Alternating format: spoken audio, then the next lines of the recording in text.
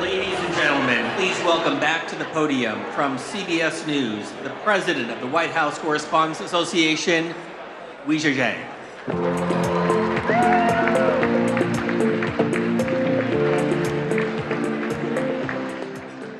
Welcome back to the 2026 White House Correspondents Dinner. I hope everyone enjoyed their meal.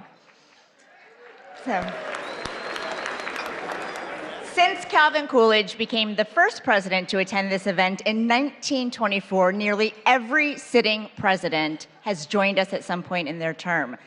The tradition is rooted in a simple principle, that a president and the press corps that covers him can share a meal and even a joke. This dinner has never lacked for opinions. I know everyone has a lot of feelings about it, even under normal circumstances, and people ask, should it still exist? But every year, we pack the room. In fact, we just did it twice.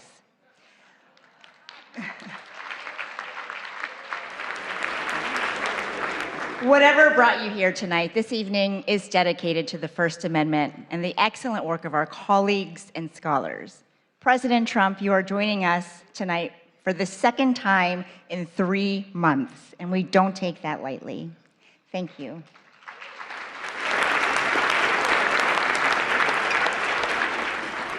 Thank you again to Press Secretary Caroline Leavitt and the White House press team.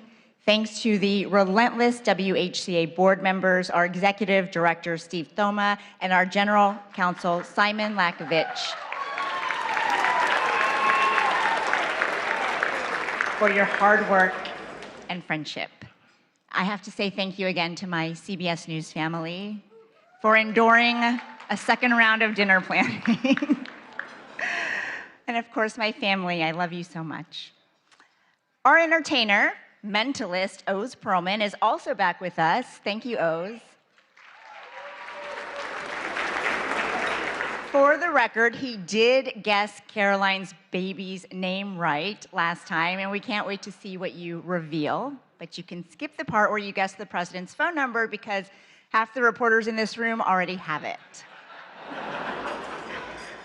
Finally, on behalf of the White House Correspondents Association, I also want to thank supporters from around the world, across the political spectrum, who sent well wishes after a shooting interrupted our event in April. Many of you are joining us on live stream, and C-SPAN is the crew as it was that night. Photographers and technicians were under the stairs where the shooter was, but they never stopped rolling their cameras and transmitting live footage despite the circumstances. Thank you.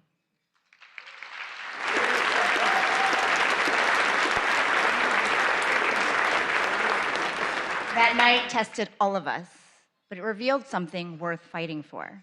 While journalists in the ballroom were gathering facts and getting them to the public, I got a rare glimpse of something few of us ever see in real time. In a holding room, President Trump was huddled with members of his cabinet, asking questions, finding the best way to share the answers with everyone, which is our job description too. I keep coming back to that split screen, not because it was dramatic, but because it quietly proved no matter how complicated or tense the relationship is between the press and the presidency, what we share is far more important than anything else. And that is our duty to serve the American people.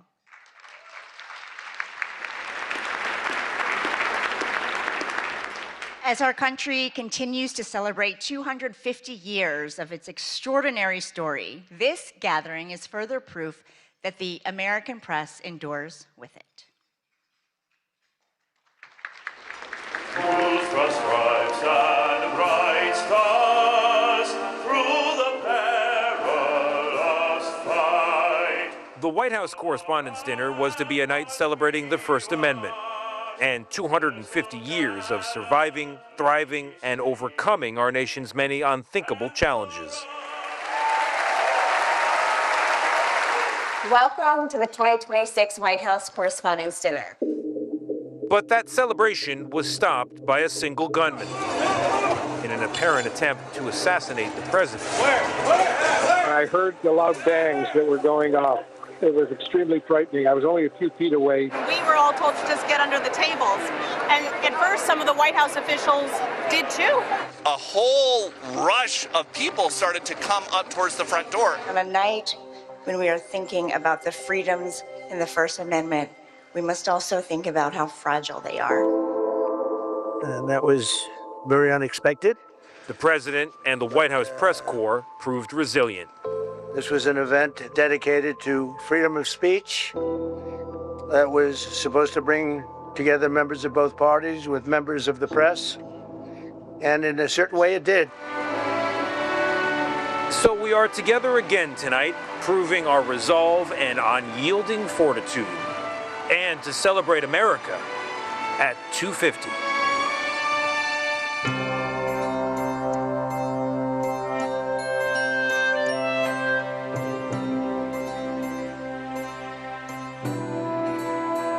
Hello from 1789. I'm James Madison. Yes, that James Madison.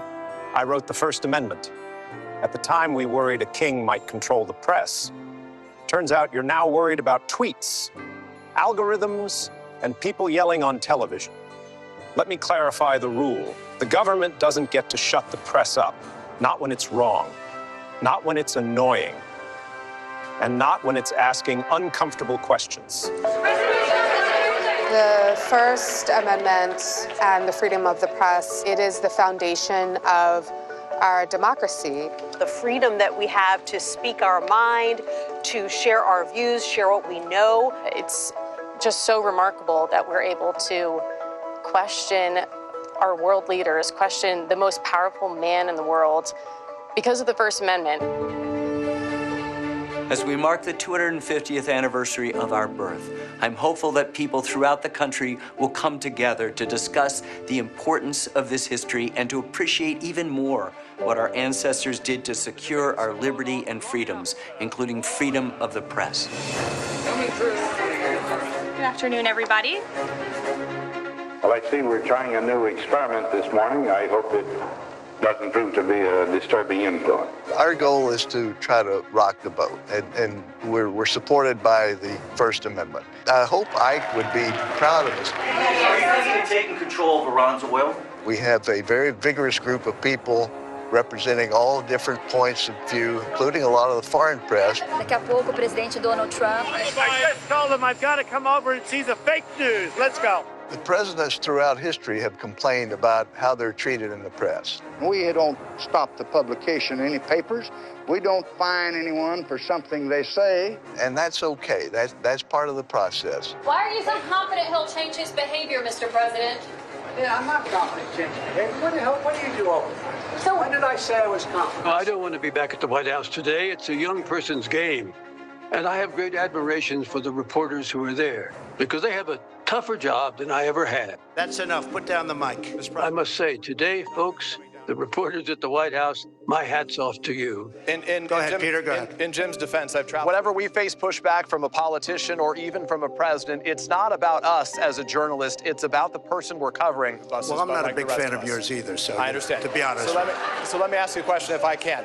Our job is to just keep asking tough questions. Our founders were often distraught about the press, the highly partisan media of their time. Yet Jefferson famously championed a free press, noting that he preferred newspapers without a government to a government without newspapers. That's right.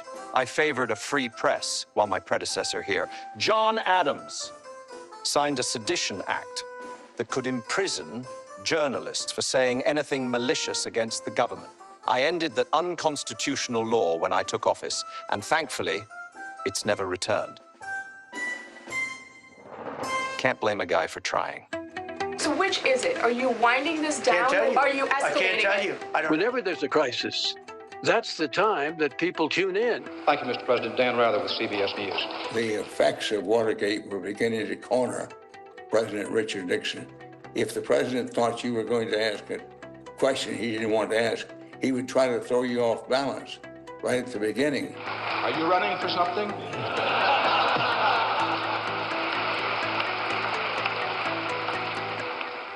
No, sir, Mr. President, are you?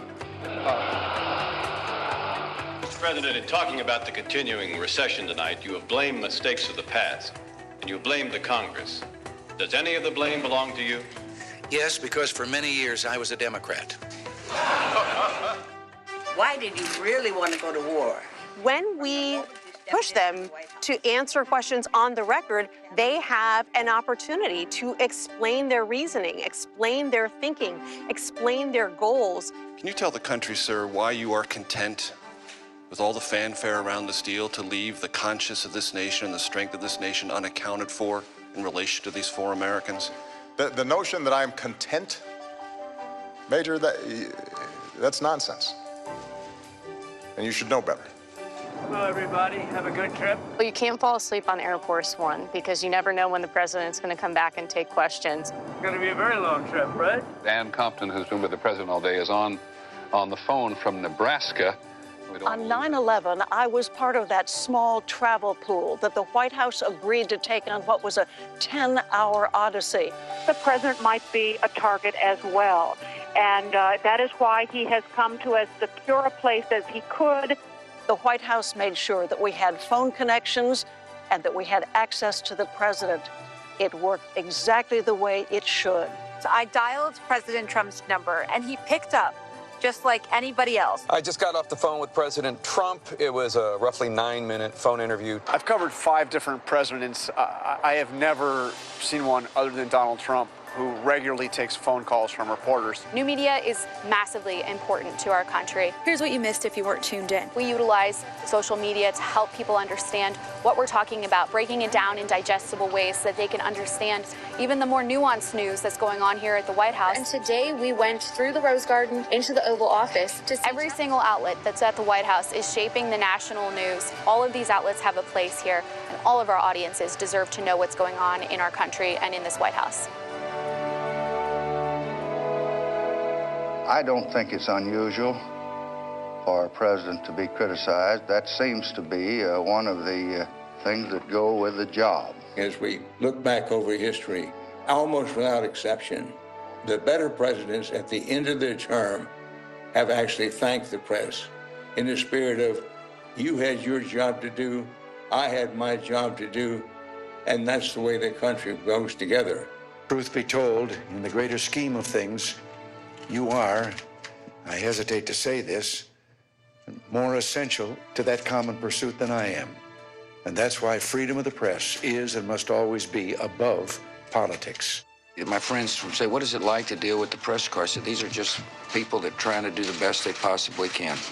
You're not supposed to be sycophants. You're supposed to be skeptics. You're supposed to ask me tough questions and make sure that we are accountable to the people who sent us here. And you have done that.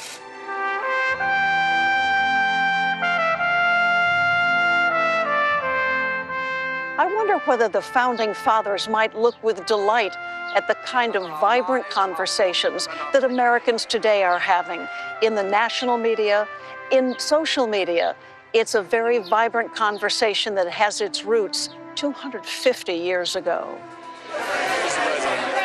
The noise you experience today, though at times overwhelming, is not necessarily a sign of decay. It may in part be the sound of liberty, exercising itself somewhat chaotically, to be sure. The true danger lies not in a press that is too free, but in one that forgets why it was made free at all. Enjoy the rest of the evening, and thanks for helping us reach 250 years of American democracy. Cheers. Cheers.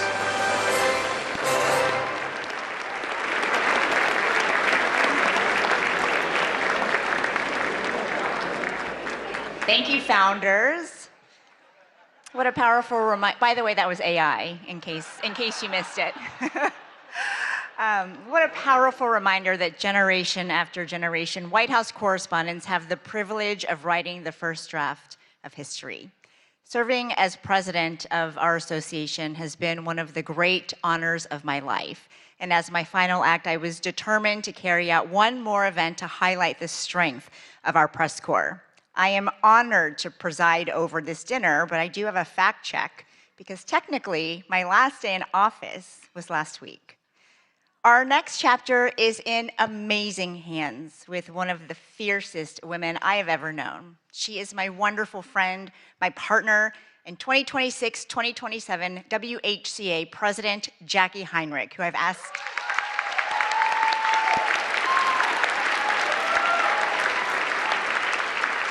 asked to help present two very special awards. Jackie.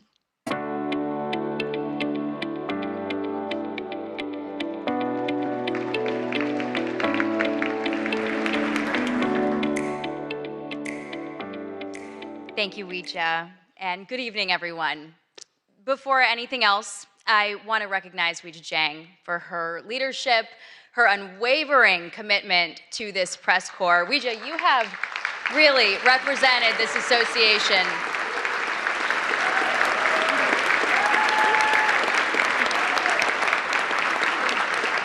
with such professionalism. There we go. There we go. Just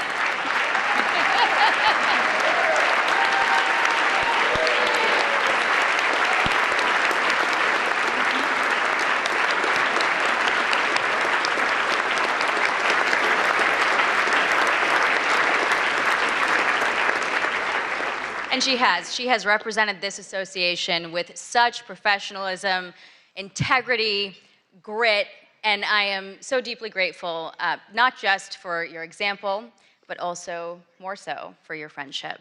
And to our members, I am humbled that you've put your trust in me to lead the White House Correspondents Association for the next year. And I look forward to working alongside all of you as we continue our shared mission, pursuing the facts without fear or favor, and exercising the freedoms protected by the First Amendment in service of the American people. The attempt on President Trump's life last April was a sobering reminder that democracy is not immune to violence, and the freedoms that we cherish can never be taken for granted. Political violence must have no home in America.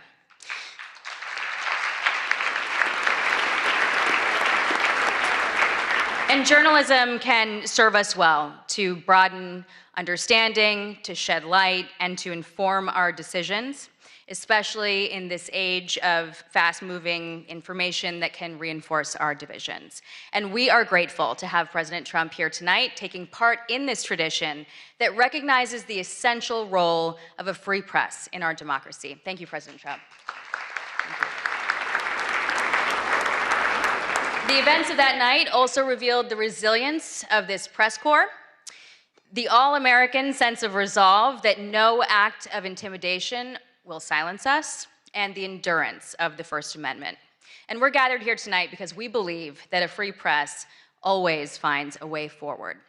And it is in that spirit that the WHCA Service Award was established to recognize exceptional service to this association, and it is fitting that one of the two awards that we are giving tonight goes to the staff of the Washington Hilton. They are hospitality professionals who always put service first.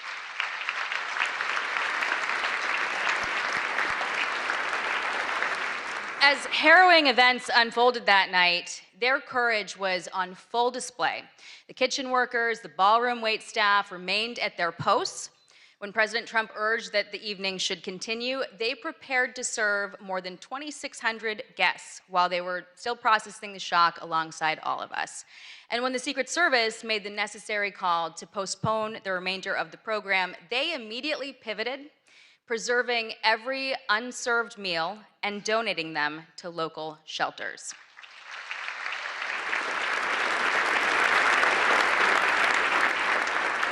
And many of these dedicated professionals have worked dozens of White House Correspondents' Dinners since this event first moved to the Washington Hilton in 1968. And 58 years later, we are deeply grateful for their partnership. We are proud of the history that we've built together, and we are excited to return to the Washington Hilton next year, stronger than ever. Please welcome the Washington Hilton's General Manager, Ken Jarka, and Catering Manager, Karen Fiketis, to accept the WHCA President's Award for Exceptional Service on behalf of the entire Washington Hilton team.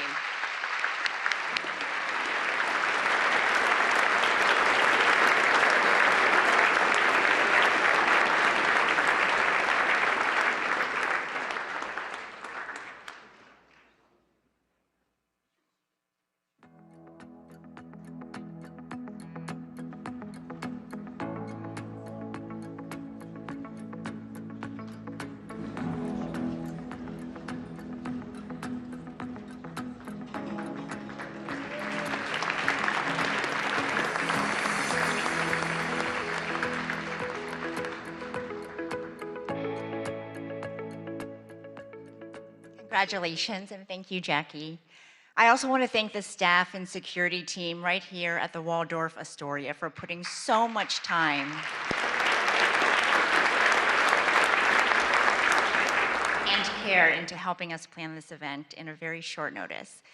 That evening in April did not unfold as planned, but it ended exactly like it was supposed to. 2,600 guests, plus hundreds of others who were working that night, got to go home unharmed. And that was made possible by the brave men and women of law enforcement and the United States Secret Service.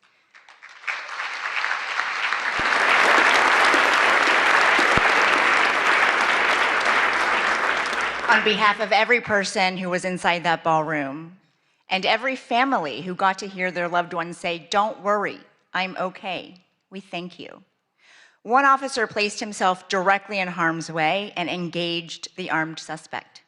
Even after gunfire struck his protective vest, he stayed in the fight, and the attacker was stopped. I know many of us have wondered, what if he hadn't acted in that exact way? What if he had waited a few more seconds? His courage that night reflects the core values of the Secret Service: duty, justice, courage, honesty, and loyalty, and as a commitment to safeguarding his country and community.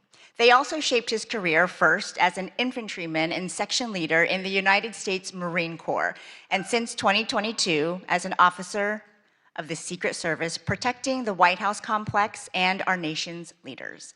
Ladies and gentlemen, it is my honor to present the WHCA President's Award for Exceptional Service to Officer Victor Gonzalez of the United States Secret Service.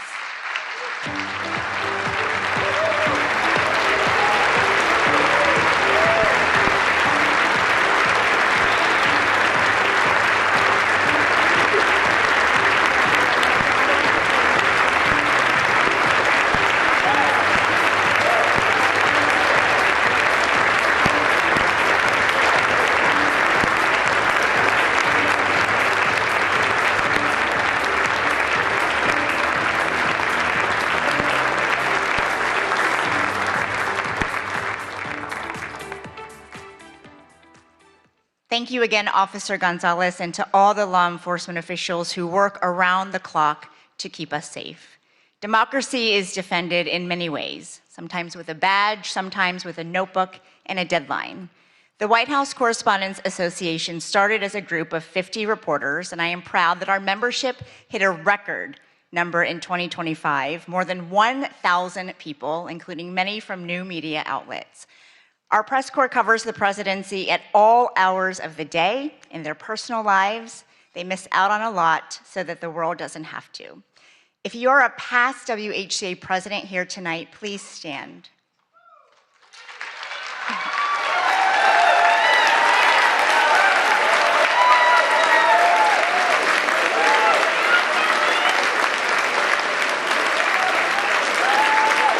Former board members, please stand.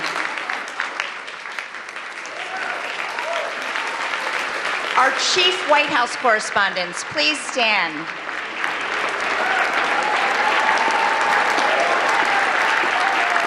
All current White House correspondents, reporters, producers, photographers, visual and audio journalists, please stand.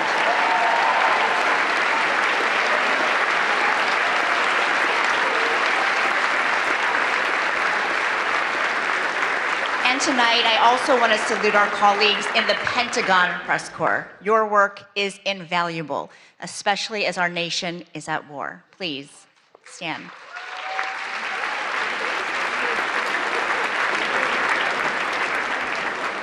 And now we turn our attention to future White House correspondents, our incredible scholarship award winners. Please welcome our Scholarship Committee Chair, who also serves as the WHCA Secretary, Brian Bennett of MS Now.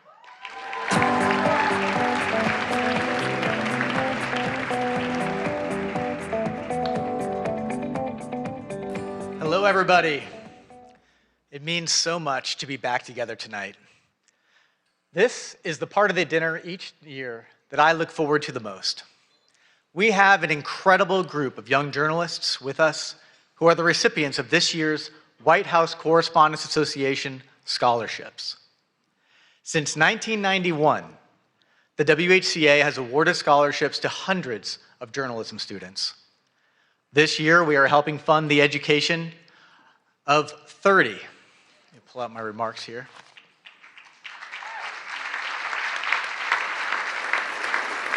30 students from 16 colleges and universities. They are from schools all over the country: Arizona, California, Illinois, Iowa, Maryland, Missouri, New Jersey, New York, Ohio, Puerto Rico, Tennessee, Virginia, Washington, D.C. We have important partners who extend the reach of our giving, and you all are a part of that. The WHCA and our partners went to great lengths to make sure as many of our scholars as possible could be here tonight with us. And I'm happy to say that 26 out of the 30 of them were able to return for the second dinner.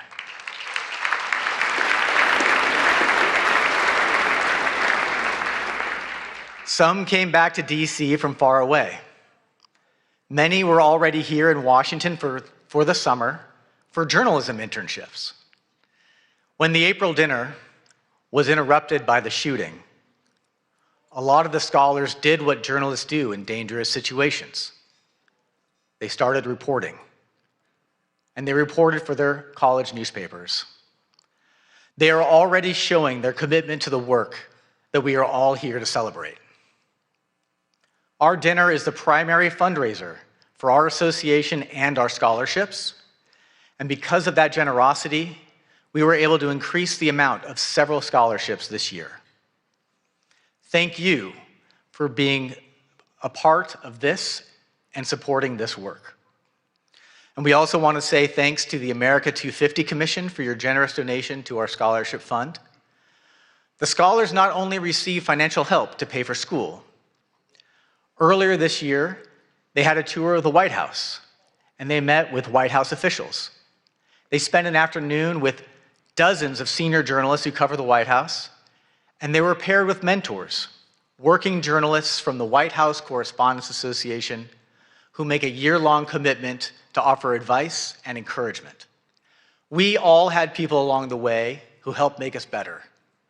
And the WHCA Scholarship Program is a way that our association gives back and helps strengthen a new generation of journalists. Because of the commitment and your support, past WHCA scholarship recipients are now doing amazing things in journalism. We tracked some of them down to tell us about their work today.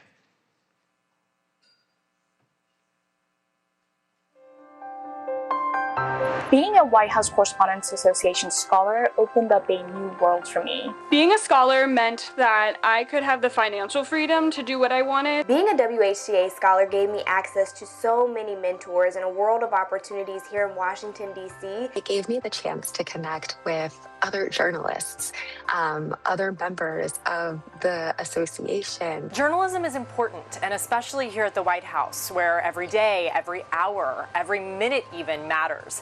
The decisions that are made here impact people across the country and around the world. The idea that you get to be a part of the first draft of history, it all is extremely inspiring and drives me as a journalist. There are so many pinch me moments covering the White House, watching world leaders arrive here, walking into the press briefing room, getting to see Marine One land on the South Lawn, and getting to ask the President of the United States a question directly. Being selected as a White House Correspondents Association scholar has played a huge role in my career. I was there as President Biden gave a toast to the freedom of the press, and also as Kim Kardashian strutted across the runway and posed for pictures among a room full of talented journalists. The stars, the outfits, the photographs. And I remember too, that was the year that Brittany Griner had just returned home, and so being able to see her was really emotional. I was also inspired looking around at all the different scholars and how excited they were, and I think their excitement influenced my excitement about it. And it really was an eye-opening experience about just how important this role is. This White House press corps is not a mythical world. It exists, and it is something that I can aspire to be a part of. And I owe a lot of credit to the WHCA for getting me here. So many journalists involved in this organization were willing to chat with me, to invest in me. And it's a cycle because of what they were able to pass on. I hope that I can play a role in doing that for the next generation as well.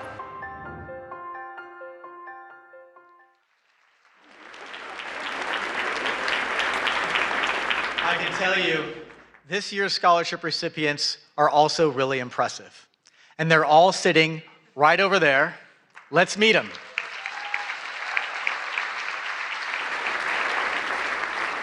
Please stand as I read your name. From American University, Louisa Clausen. From Arizona State University, George Headley, Elisa Horton, and Kyle Sikinski. From Hampton University, Kristen Fluellen and Jade Abubakar. From Howard University, Tatiana Allen and Madison Maynard and Sanyu Lakoma. From Iowa State University, Eric Anderson. From Northwestern University, Jacques Aburizik, Caitlin Bender-Thomas, Samantha Freeman.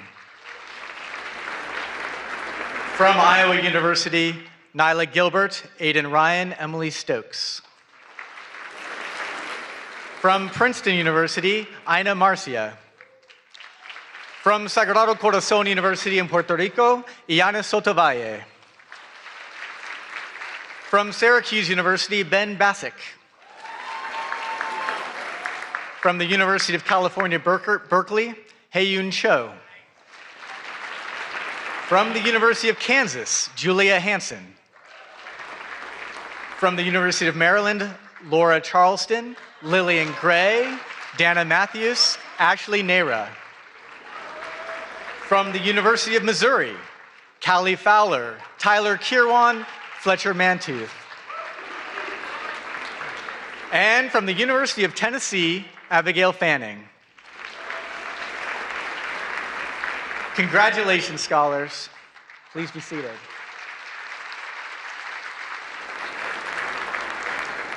There's one more scholarship that requires special attention.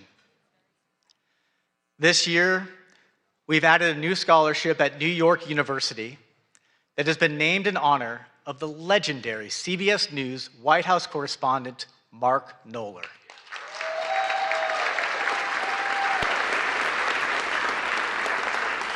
As you all know, Mark passed away in August. And if you needed to know how many times the president had been to Camp David, or went on vacation, or played golf, Mark Knoller always had the facts. And he was always willing to share.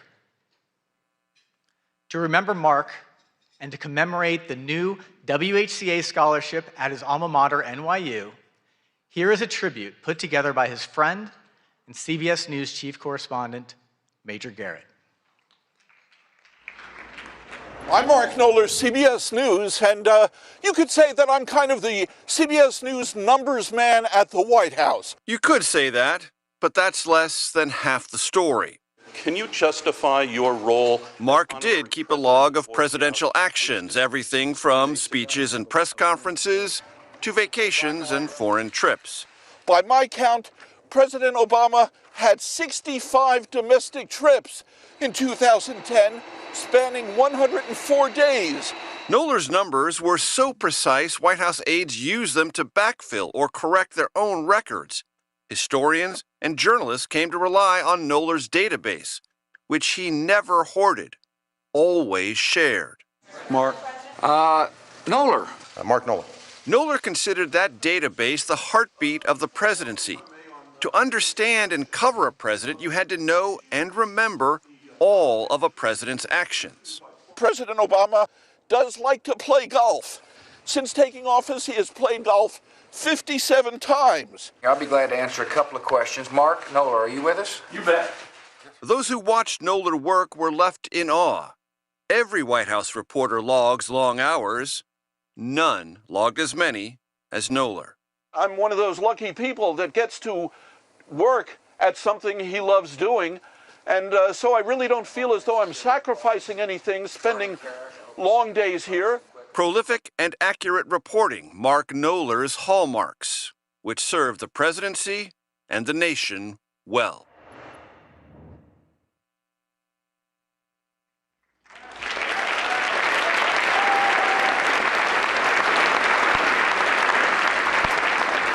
We are honored to be able to add a new scholarship in Mark's name in partnership with NYU's Arthur L. Clarke Journalism Institute.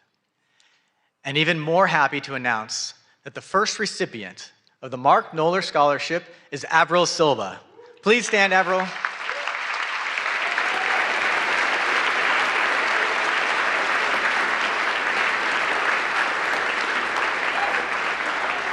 Ladies and gentlemen, this year's WHCA Scholarship students. When you see them tonight, offer them advice and offer them jobs. Many of them are already doing amazing journalism. They're all superstars. Thank you very much.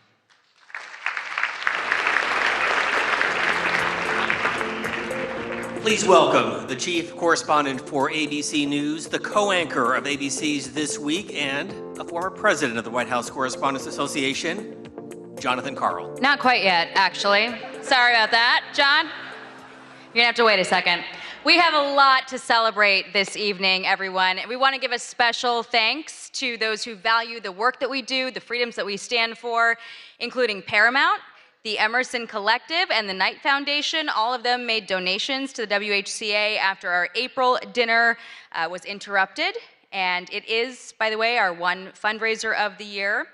Their support will help our scholarship programs and our general operations in the next year. Thank you all very much.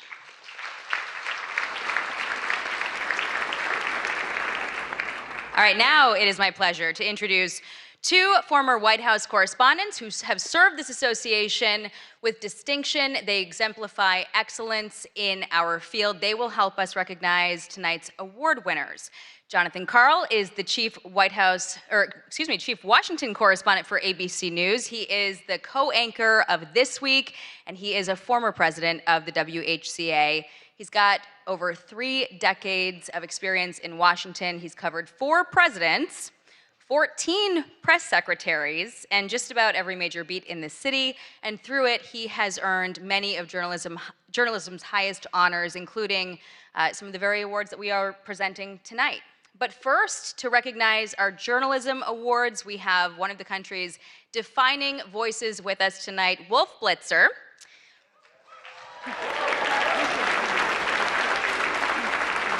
Wolf is CNN's lead political anchor. He's the host of The Situation Room, and he's been a staple of CNN's political coverage since 1990, earning a reputation for steady, authoritative reporting on some of the most consequential moments in modern history, and earning multiple Emmy Awards himself for his distinguished career. Please welcome me in joining Wolf to the stage.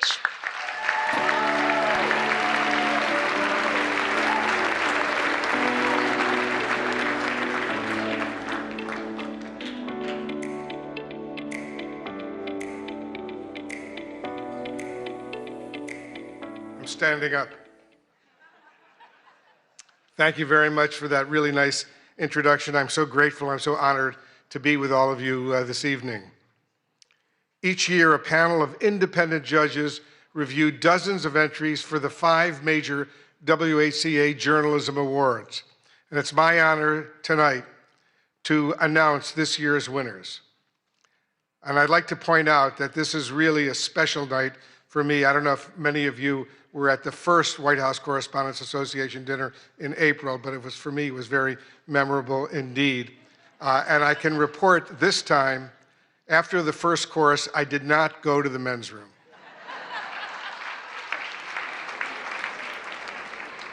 I've been to this dinner over these many, many years. I spent 7 years as a White House correspondent, and I just want to remember with real excitement and passion who often came with me to these dinners over these many years, and that was the man who hired me at CNN, the man who created CNN, the late Ted Turner, who recently passed away.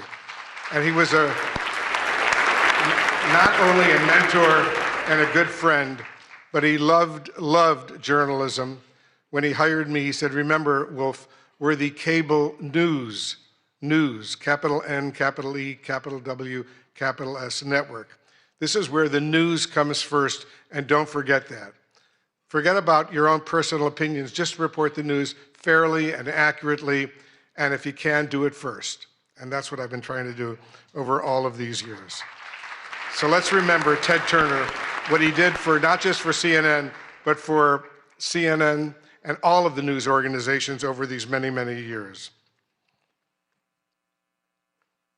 The Aldo Beckman Award for Overall Excellence in White House Coverage, named for the late Chicago Tribune correspondent and former association president Aldo Beckman, goes to, and let's give him a big round of applause, Josh Dawsey of the Wall Street Journal.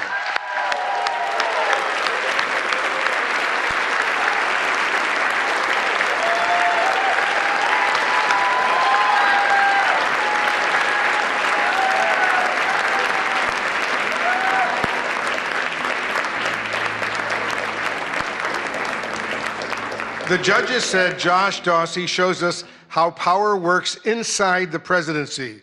And over the past year, his reporting has revealed how decisions are made, who influences them, and how power is exercised at the highest levels.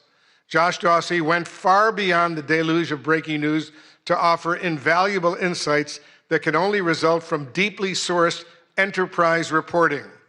In the tradition of Aldo Beckman, he exemplifies integrity, persistence, and a steadfast commitment to holding power to account. Ladies and gentlemen, the WHCA is pleased to give the Aldo Beckman Award to Josh Dawsey.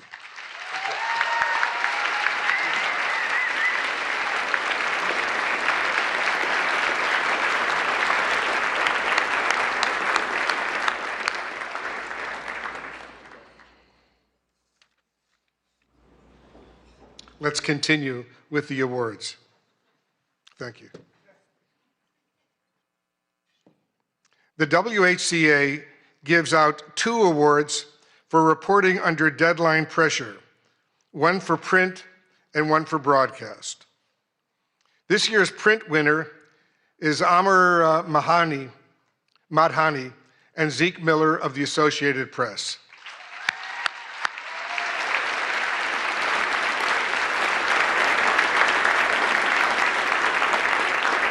When sources leaked that Trump administration officials were attempting to purge the National Security Council of staff deemed not sufficiently aligned with the president's agenda, Madhani and Miller quickly moved to verify the claim. They uncovered an unprecedented vetting process. NSC staffers were asked about their past political contributions, voting records, and social media posts as a gauge of loyalty to the president. Ultimately, more than 150 NSC aides were removed, resulting in the loss of considerable foreign policy expertise. The story that Madhani and Miller produced is as consequential as it is revelatory. Please welcome Zeke Miller accepting the award on behalf of the team.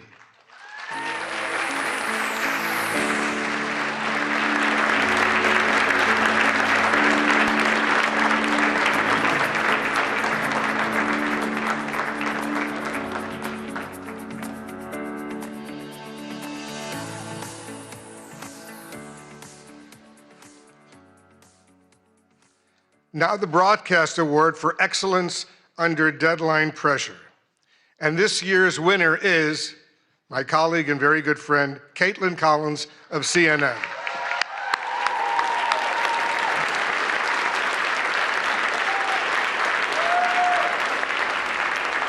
Reporting by CNN's Caitlin Collins on a historic showdown in the Oval Office between President Trump and Ukrainian President Zelensky launched a memorable day of nonstop insight and analysis, including her exclusive interview with the Secretary of State, Marco Rubio. Judges were awed by the depth of knowledge, access, and context that Caitlin brought to coverage of a meeting that unraveled before the world's eyes. The WHCA is pleased to honor the deadline reporting of CNN's Caitlin Collins.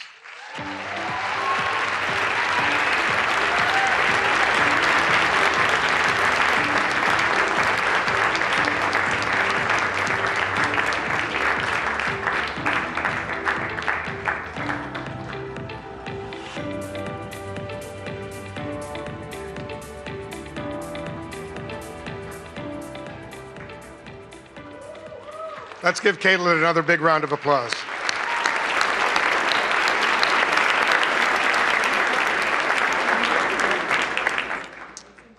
And now the award for excellence in presidential news coverage by visual journalists.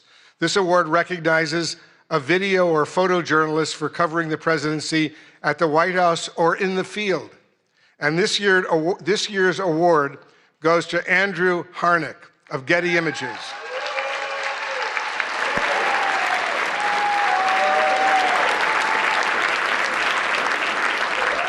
He captured the moment an Oval Office visitor collapsed during an event.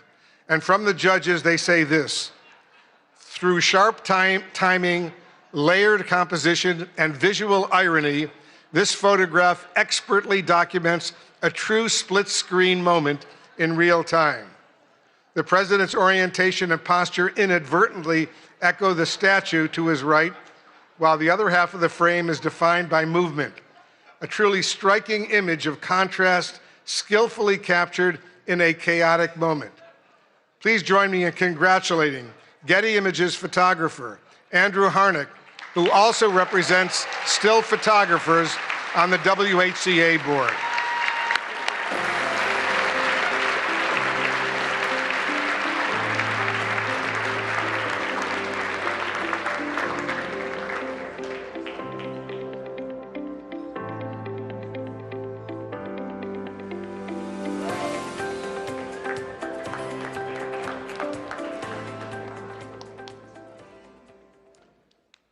There are more.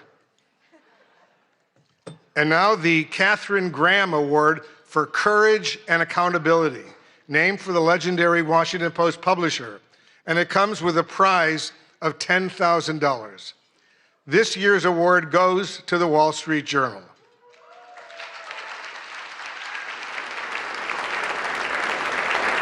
The Journal's courageous reporting on President Trump's past relationship with financier Jeffrey Epstein triggered the release of the so-called Epstein files, thousands of documents that might otherwise have remained hidden from the public.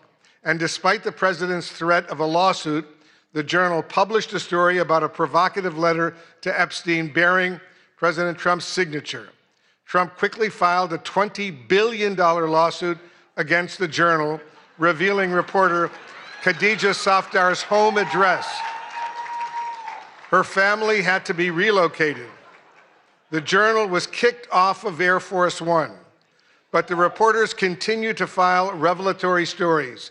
Please welcome the winners of the Katharine Graham Award from the Wall Street Journal: Khadija Safdar, Sadie Gurman, Annie Linsky, Josh Dawsey again, Alex Leary, Rebecca Ballhaus, and Ryan Barber.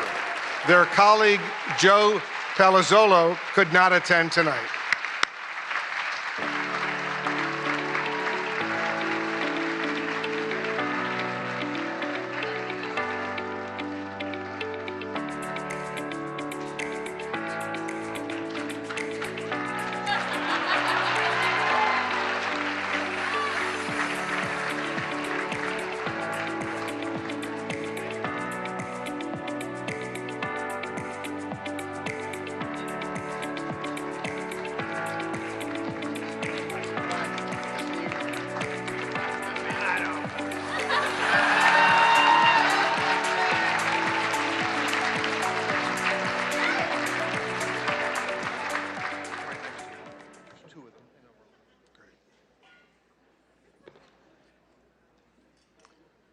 The Collier Prize for State Government Accountability is presented by the University of Florida College of Journalism and Communications. And this is the award's 7th year at dinner, and it comes with a check for $25,000. It's a lot of money. This year's award goes to CARE 11 in Minneapolis for its investigation, Housing Hustle. The investigation exposed a massive organized fraud scheme within Minnesota's Housing Stabilization Services Program, a Medicaid-funded safety net meant to help people with disabilities and those facing homelessness find and keep housing. Reporter A.J. Legault uncovered ethical and oversight breaches at the highest levels. The investigation drove sweeping state reforms and waves of federal probes and charges, said one Collier juror. Carol Evans' rigorous and piercing investigation of Medicare fraud had undeniable impact, including the suspension of more than 130 companies from the ability to bill Medicaid, the state terminating the HSS program, the firing of the state official in charge, federal raids, subpoenas, indictments, and convictions, and enhanced screening, oversight, and suspension powers for regulators. Here to accept the award from KARE 11, our reporter A.J. Legault and producer Gary Knox.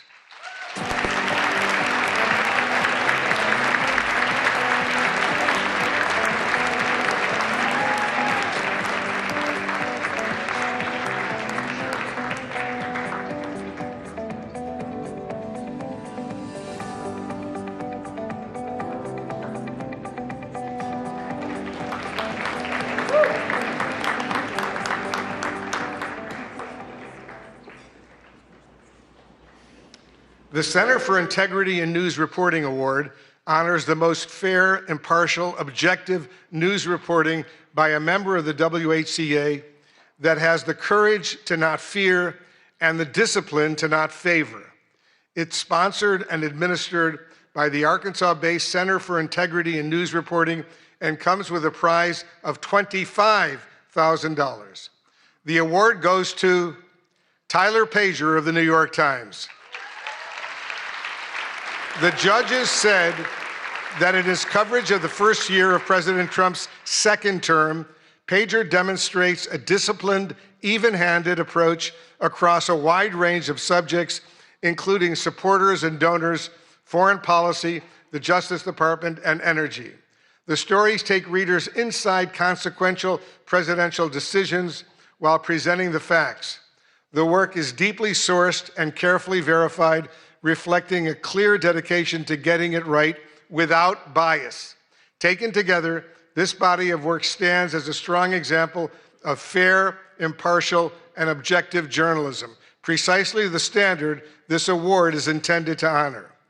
Let's hear it one more time for this year's winners. Ladies and gentlemen, thank you so much.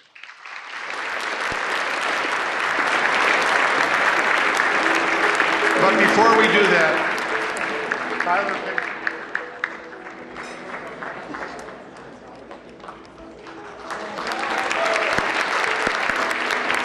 let's give him another huge round of applause.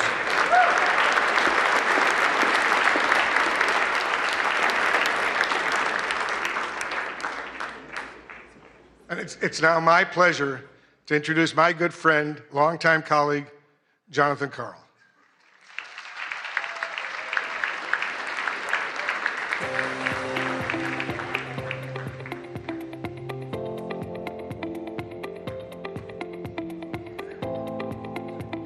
All right, the final award of the evening. It is a high honor to present the award created to recognize the fierce and fair women who cover the White House every day.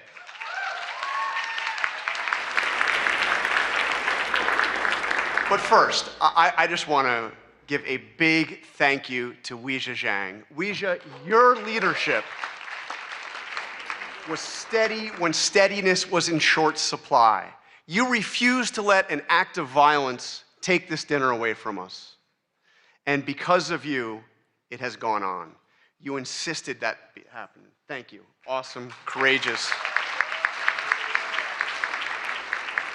And Mr. President, I want to say it matters that you came here tonight. Thank you. For more than 100 years, presidents have chosen to sit in a room of reporters who ask tough and often uncomfortable questions and who report without fear or favor. It's important. Thank you for being here. And in that spirit, I am thrilled to present an award named after two women who didn't just cover history, they helped make it. In 1947, A woman joined the White House press corps and changed it forever. Her name was Alice Dunnigan. She was the first African-American woman ever credentialed at the White House.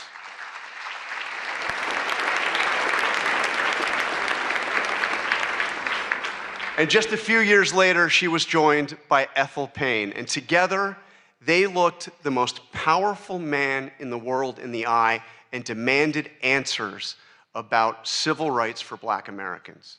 President Eisenhower didn't always welcome those questions, but Alice and Ethel kept going and kept showing up, and they kept asking. The WHCA Dunnigan Payne Award for Lifetime Achievement exists to honor their legacy and to recognize journalists who followed in their footsteps by breaking barriers for future generations. So tonight, it is a privilege to present the award to two women who did exactly that.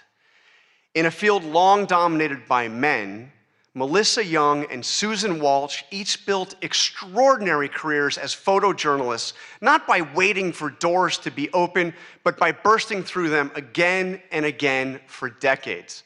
Melissa Young, this one I know very well, she worked at ABC News for 44 years.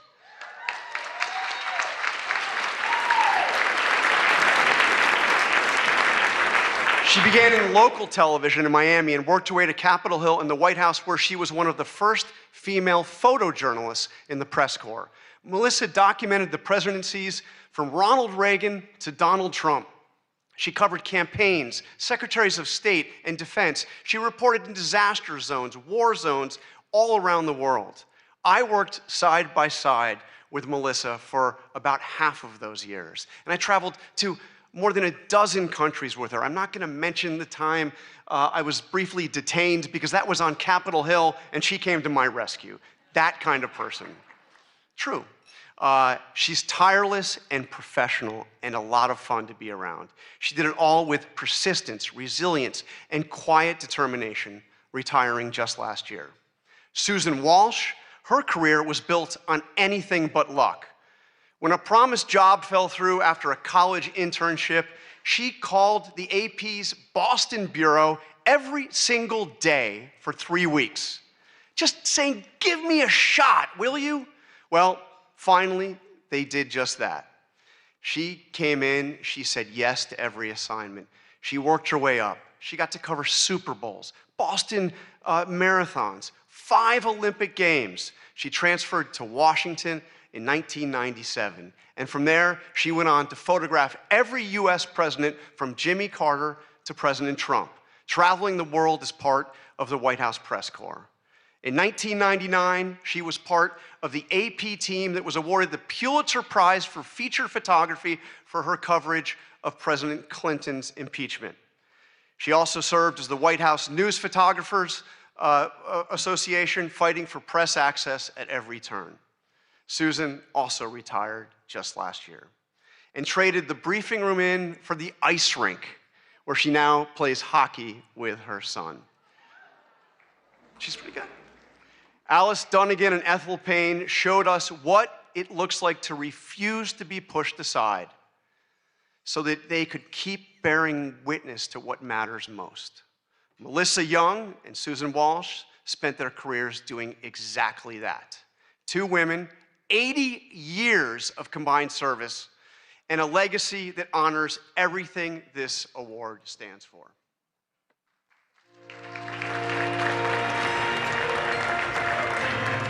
My job gave me purpose. I had a lot of fun. I saw myself as part of the world, that I was doing something that the world needed. I was always really excited to be in the room, see it, be a part of it. It kind of gave me the access and the confidence to go up to people and look into other people's worlds. The camera definitely made me fearless, especially when I was doing news and traveling internationally. You had to be aggressive, and that's when I had to be someone who I wasn't really sure I recognized all the time. 8 inaugurations, 5 Olympics, 6 Super Bowls, World Series, lots of sporting events, APEC summits, NATO summits. You traveled in a way you would never do as a regular person. I remember being in the palace with Fidel Castro and Jesse Jackson, And I was just walking around and, just like sort of going, whoa, here I am. One of the craziest, wildest ones that I'll always remember is when I was with President Trump at the DMZ. I swear there were times that I don't think my feet hit the ground as we were being moved, and it was such a chaotic, crazy thing. 9/11 happened, and that just completely changed my life. That's when different kind of travel started for me. When they asked me to go with President Bush to Iraq, there I was, and an Iraqi journalist stood up in front of me, literally in front of me, and threw a shoe. Secret Service jumped on him. I was right behind him. I remember trying to hold on to my tripod so I can keep shooting. And then when it was finally over, they rushed us into a room to do an interview with the president. I think I started to see that what I did was really important. I was traveling overseas with Jill Biden, and we slowly went into Ukraine, get the picture of First Lady Biden meeting Mrs. Zelensky, and for all of I love you guys, my writer friends, but for all you writer friends who didn't want to give me a spot in the van, my picture ended up on the front page everywhere, and your stories got bumped inside. Sorry. And I hope there are more women that will follow through on this, especially in television, because it really is a great job. It was always such a compliment to be considered one of the boys, one of the guys. And now that I'm older and there's many more women doing this job, I'm like, you know what? We're gonna claim our space. You guys can be one of the girls, because we got this. Yeah. We got this.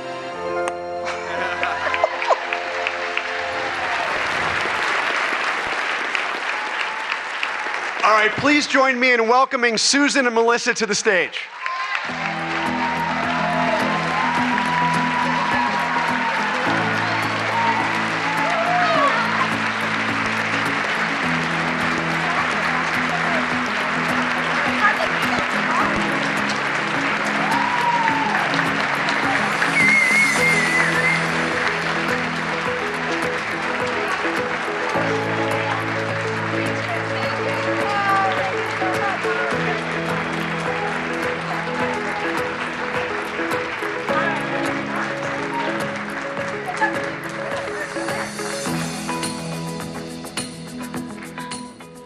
Can I say this is pretty awesome? I spent most of my career down in there, so I thank all the photographers and the photojournalists who had to cover this event. So it's really pretty cool to be up here and just kind of be a guest tonight. But they were gracious enough to give me an opportunity to say some things, so I'd like to say some things.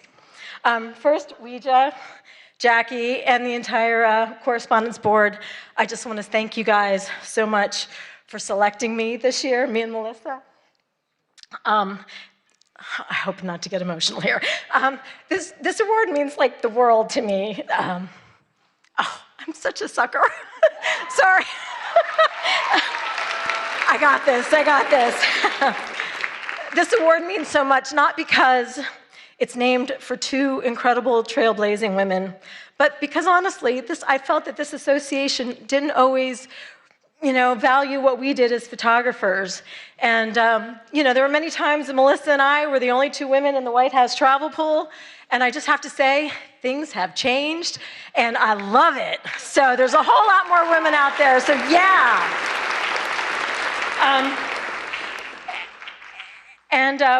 I do have a couple of shout outs. I have to thank the Associated Press for giving a chance to a young photographer oh so many years ago. I truly hope I made you proud. To my son, Johnny, oh gosh. I practiced this and I was okay. To my son, Johnny, who's here tonight, thank you for putting up with your mom's crazy work schedule. I love you. And yes.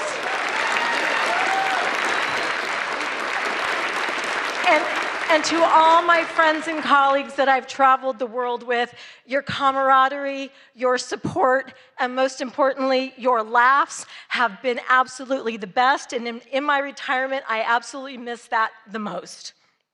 So thank you for all of that. And then finally, To all the journalists out there who are working incredibly hard to report the truth, despite access issues, insults, and subpoenas, keep it up. Your work matters, and we need you now more than ever. Thank you so much for all you do.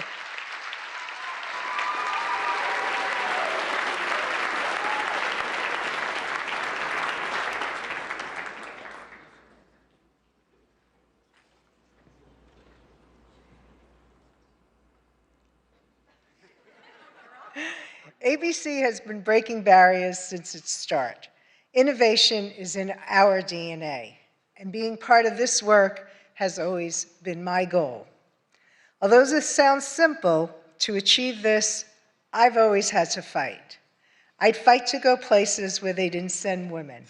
I'd fight to disasters in war zones. I'd fight to be part of the White House travel pool, covering 7 presidents.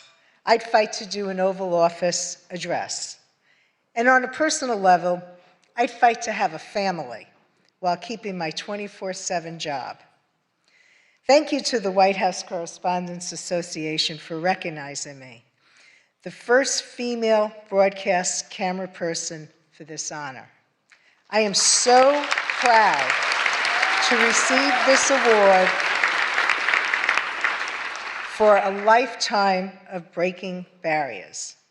I've been fighting for 44 years to be the best at capturing all the action at the White House since Ronald Reagan. My advice, keep up the good fight and tear down those walls. Thank you.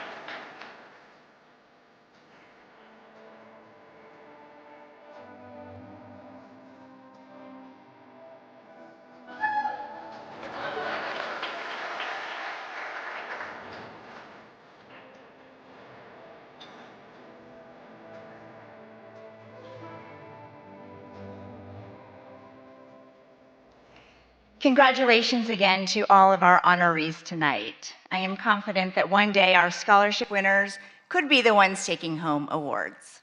After all, not that long ago, we were you. Young people passionate about journalism and determined to make it work.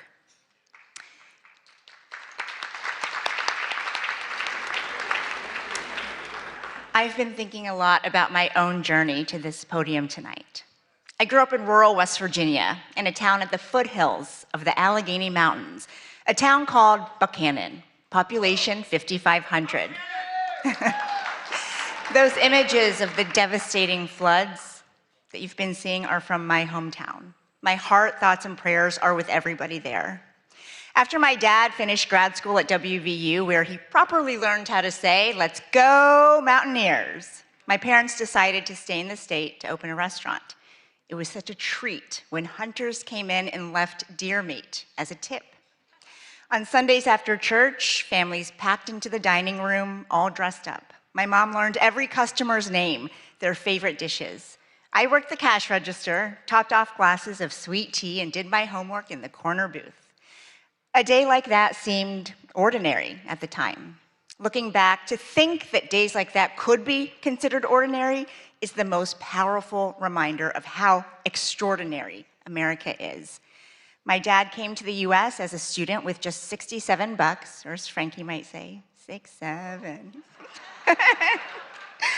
My mom holding a small suitcase in one hand and a toddler, me, with the other. Yet they built a new life, a successful business, and a real future. Our Chinese restaurant was the first in my town. Of those 5,500 residents, the Chinese American population of Buchanan was 3, my mom, my dad, and me. Growing up there was not always easy. Most folks had never laid eyes on people who looked like my family. But far more often than not, the community was welcoming and generous. Turns out deer meat is great in a stir fry. In Mandarin, the word for America is 美国. It literally means beautiful country, and I love that. America the Beautiful was never only about her landscapes or landmarks. It has always been about the promise that no matter where you come from, you get a shot at chasing your dreams. My dreams began right there in that family restaurant. A small TV in the back was often turned to the news, my dad's go-to for learning more English. In the middle of dinner service, it was the CBS Evening News, anchored by Dan Rather and Connie Chung. I was hooked. In middle school, I won a contest to be a student reporter for a national news show called Channel 1. And when a local news crew came to cover it, they learned just how big my dreams really were. I hope to be the next Connie Chung and better. That's kind of hard, but that's my goal. And so I'm going to work very hard at trying to be a broadcast journalist.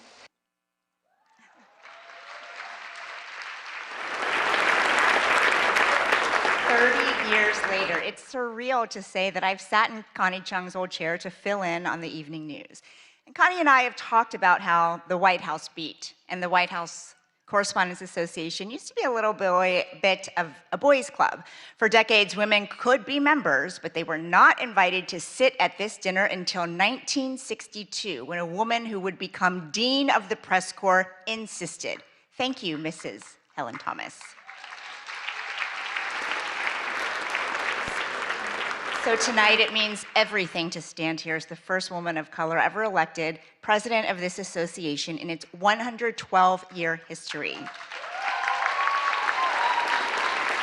I'm here because of the tenacious women who came before me, Melissa, Susan, and support from my family who are with us tonight. My husband, Luther, not from West Virginia, but Arkansas, similar enough. My amazing daughter, Frankie, little brother Jack, who should be sleeping by now. I love you more than anything in the world. I love you the most. My parents came to a country with almost nothing to give their daughter everything. And now I have that because they could be with me in this moment. Mama, Baba, xie.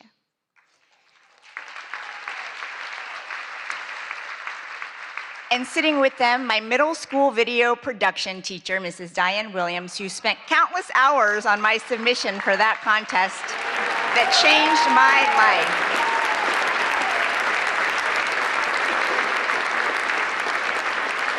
Like public school teachers across the United States, Mrs. Williams looked at a 13-year-old kid and said, "You can be whatever you want when you grow up," and she meant it. My story is like that of so many in this room and in this country, only in America.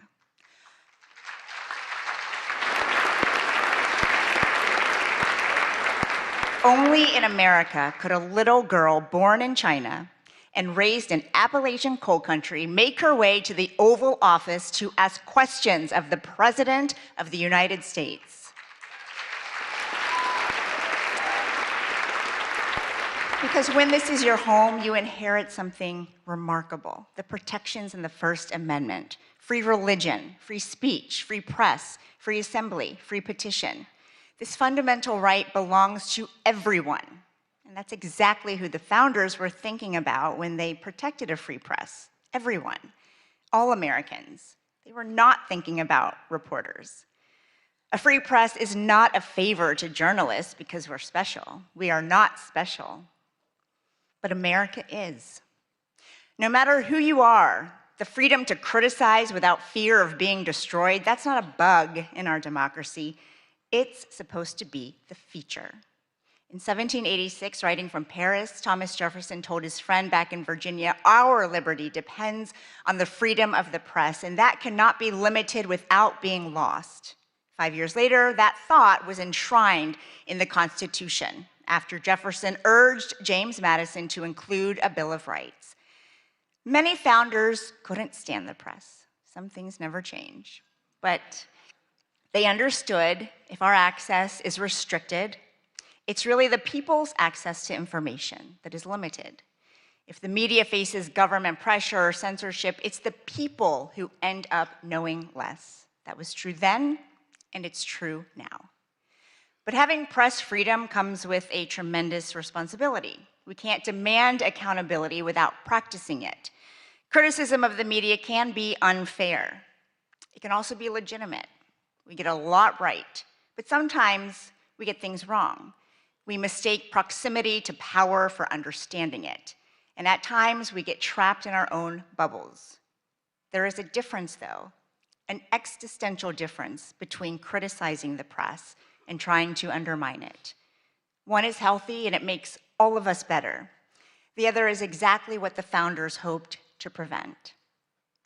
Around the world, press freedom is not guaranteed. In many countries, reporters who criticize the government are detained without trial, their stories erased. In the worst cases, they never make it home.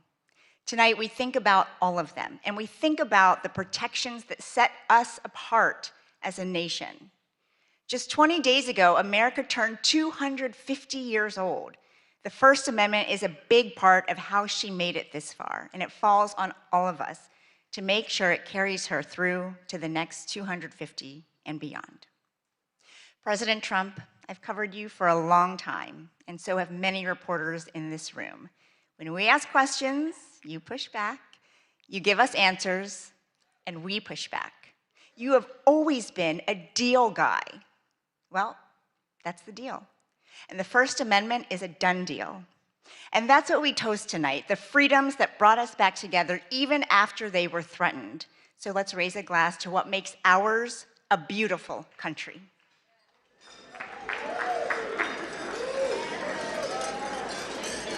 And now, ladies and gentlemen, please join me in welcoming the 45th and 47th President of the United States, President Donald J. Trump. And I'm proud to be an American.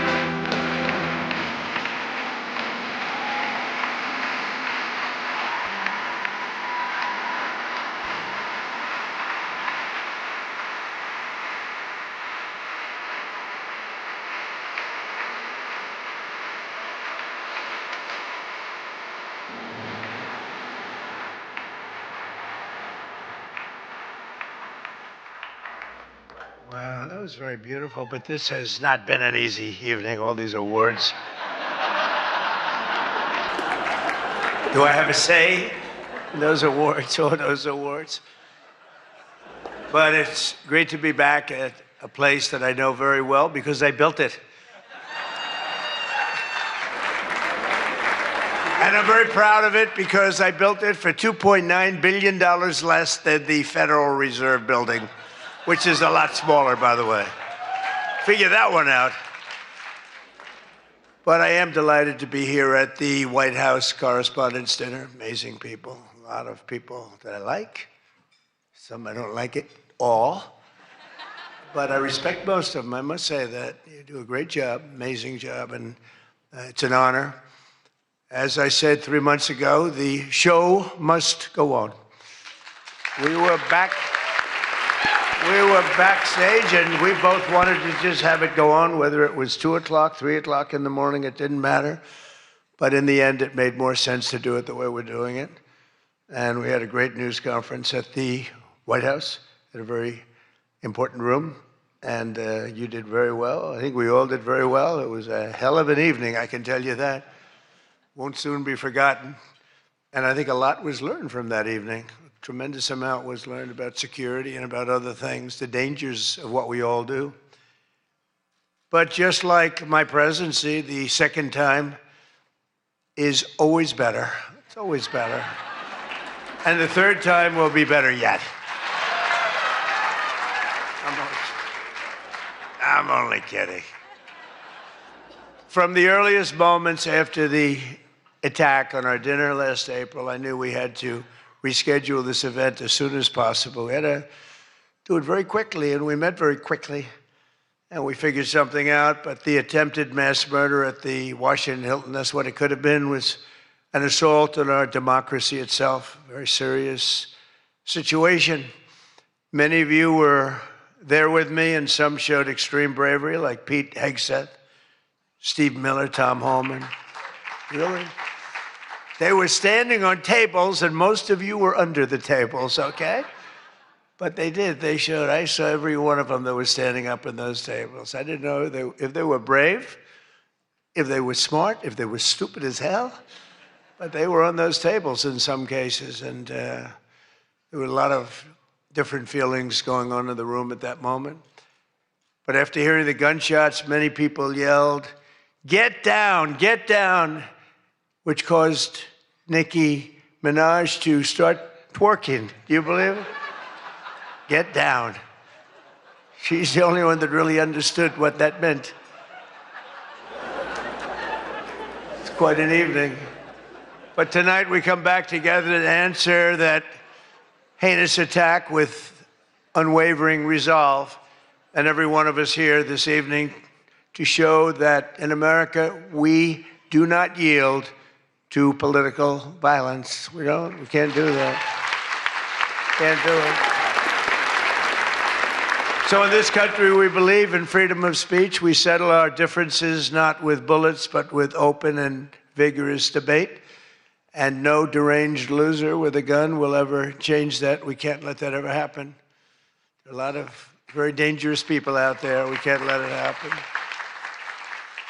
I want to begin by expressing our gratitude to the incredible men and women who put their lives on the line every day to protect my family and myself, all presidents, and lots of others.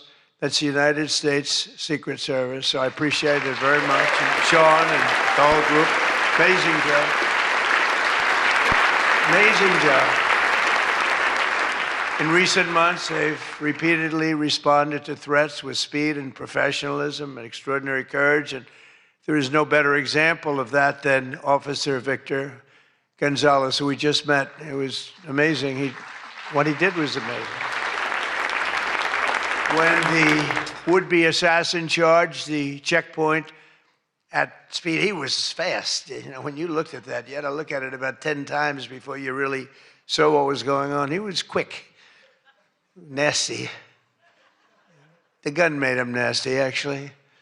But Officer Gonzalez engaged the attacker without hesitation and took a bullet to the chest after his ballistic vest, fortunately, was on, saved his life, and Victor did not even want to go to the hospital for a checkup. We insisted, really, we wanted him to do it. We insisted, but he didn't want to go. So to Officer Gonzalez, Secret Service, Metropolitan Police, law enforcement generally, and even all of the military who surround us in the room tonight, we salute you and we thank you with all of our hearts. Thank you very much. Great job. Great job. Great job.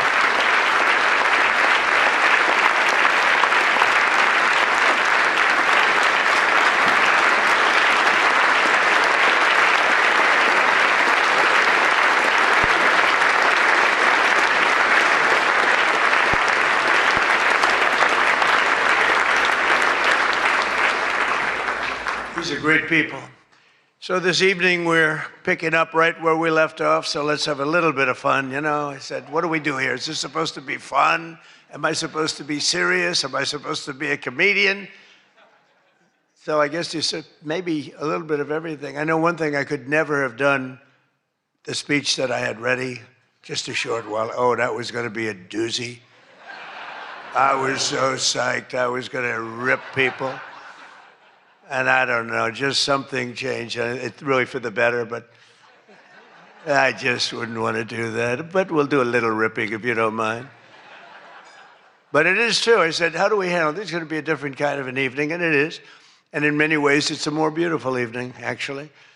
Everyone's looking really good tonight, and I know it was not easy finding shoes to go along with your bulletproof vests, which many people didn't want to wear because they'd rather die than look 20 pounds heavier. You know that, right? We have that a lot. They put one on me. I said, are you sure I'm not wearing this? No, you look exactly 20. They say, sir, it's about 21 pounds. I said, not good. But I want to thank the outgoing president of the White House Correspondents Dinner, Association. Now, she won't admit it, and she should not admit it, but we sort of became friendly. You know, in times of stress, on occasion, you become friendly. I have a lot of respect for Ouija, and I tell you, we went through a little bit of a war together. It turned out pretty good. It turned out pretty good because of a lot of good people. They stopped the tragedy, so I want to thank you very much. Fantastic job.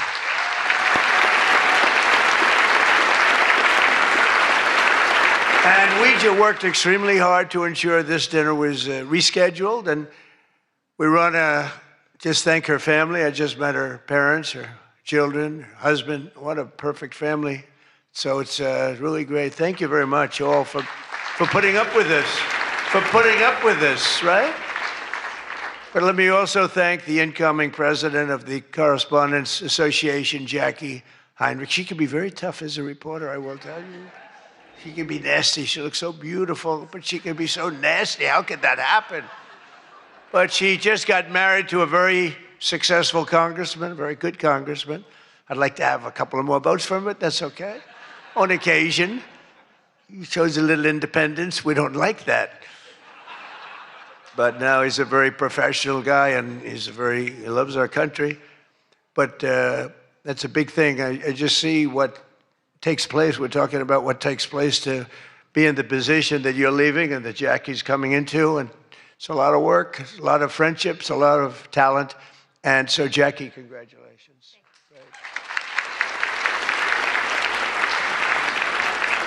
And congratulations are also in order for our favorite White House press secretary, Caroline Levitt, who just had her second child. You and your husband. She's great. She's done a fantastic job. We all love her. She's done a fantastic job. She's another one. She can be nasty. But sometimes she has no choice, right?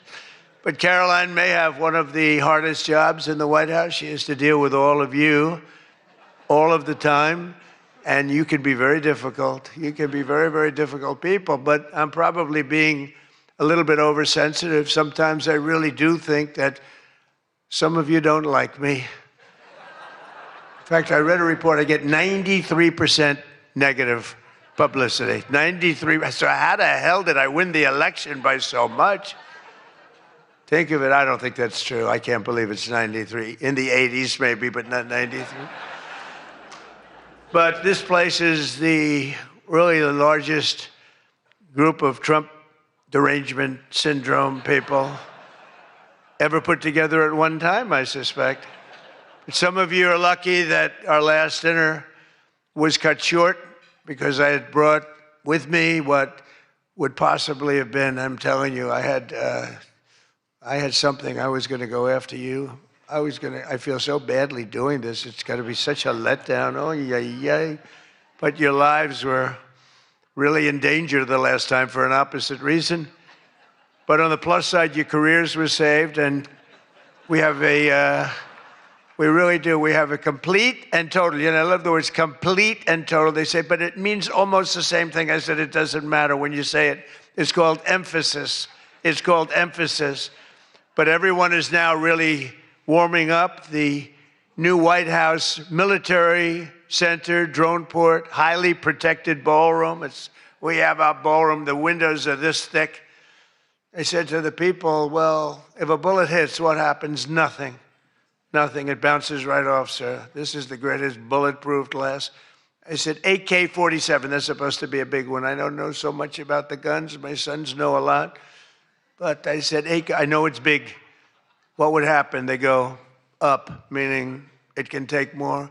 I said, so if I'm making a speech and I hear that pinging sound at a window, what would I do? Sir, leave the room right away, but you're going to be safe. We're building something that's going to be amazing. And in light of what we went through, I think people understand it. It's going to be amazing. A phenomenal, one of the biggest drone ports anywhere in the world, right on the roof, right protecting the White House, not only the ballroom. And what's underneath, you know, is supposed to be a top military secret, what's underneath, but then you get sued as usual, and you have to reveal that you're building this unbelievable situation downstairs with room after room of very complex stuff. It was the military's dream to have it built. I wanted to have a ballroom because for 150 years they wanted it. And then the generals came to see me and they said, sir, you're building something. This gives us an opportunity to do something that will be so unbelievable, never happen again. Because there's very little built under the White House, very hard to build under a very fragile building like that. It's very fragile, it's old and a little different construction standards, frankly. And this is an opportunity for us to build something very powerful. I said, let's keep it secret. They said, no, no, we're telling you, sir, let's keep it secret. And then we get sued and we revealed every room, We told the people that did the suing, they're not good people. We told them, we said, you know, you're being very unpatriotic when you bring a suit like this, but it is what it is, but it's going to be, it's really going, it's moving fast. We're ahead of schedule.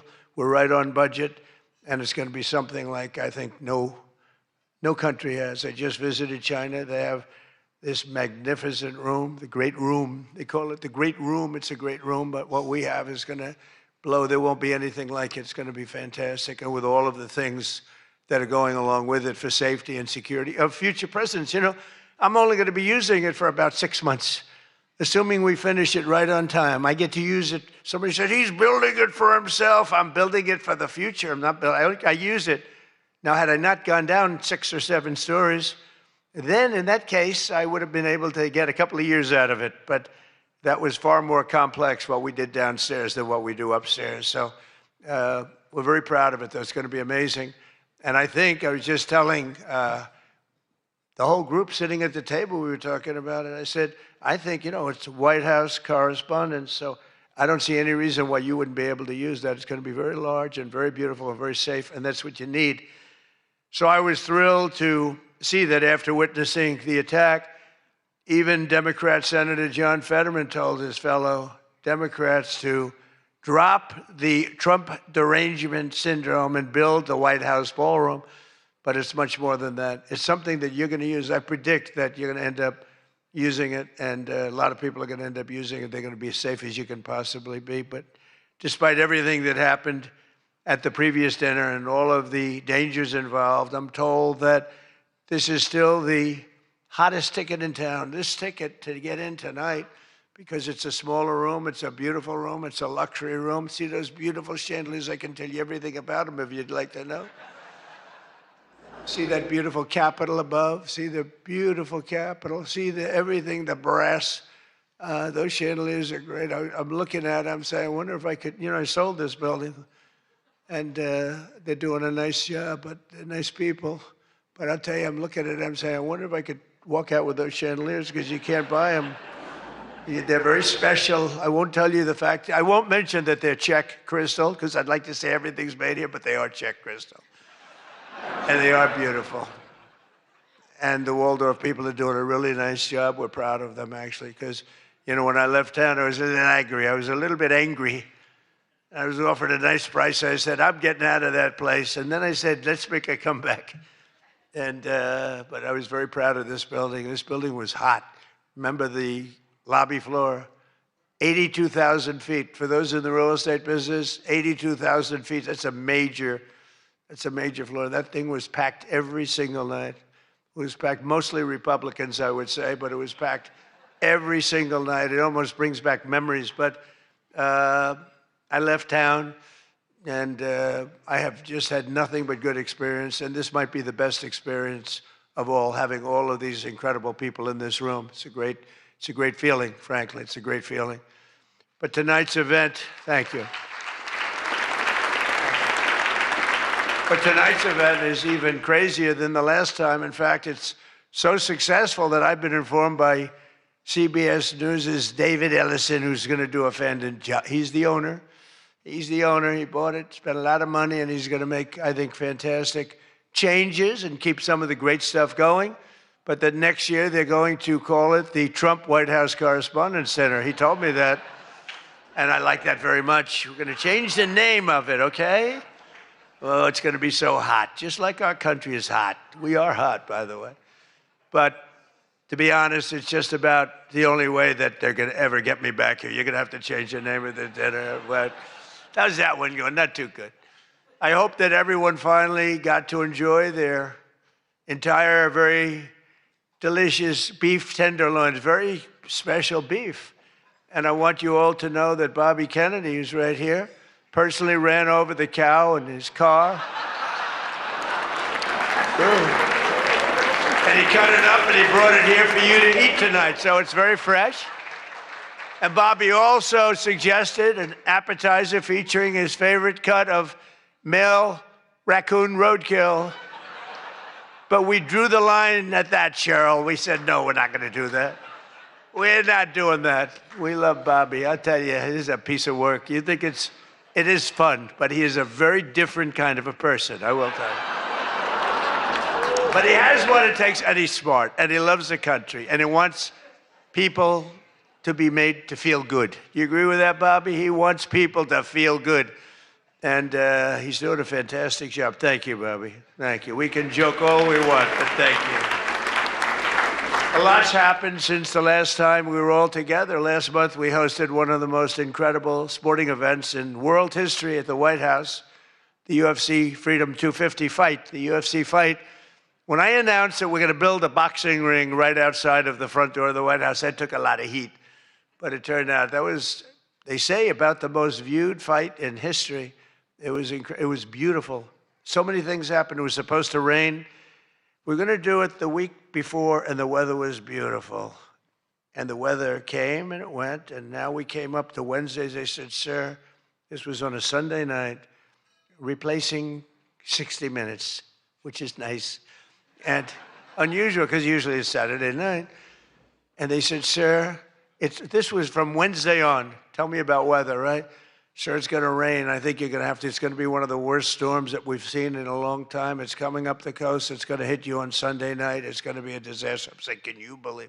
And you saw the ring we built, Dana White, the great Dana White, and everything. We had the best fighters in the world. Turned out we had the best fights that most people have ever seen, including me. It was just a miracle.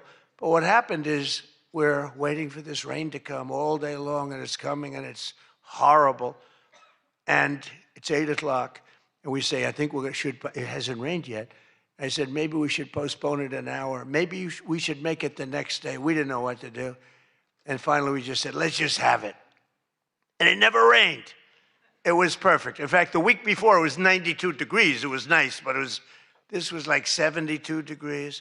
And the rain was coming, and it came right over the White House, and it was like, thank you very much.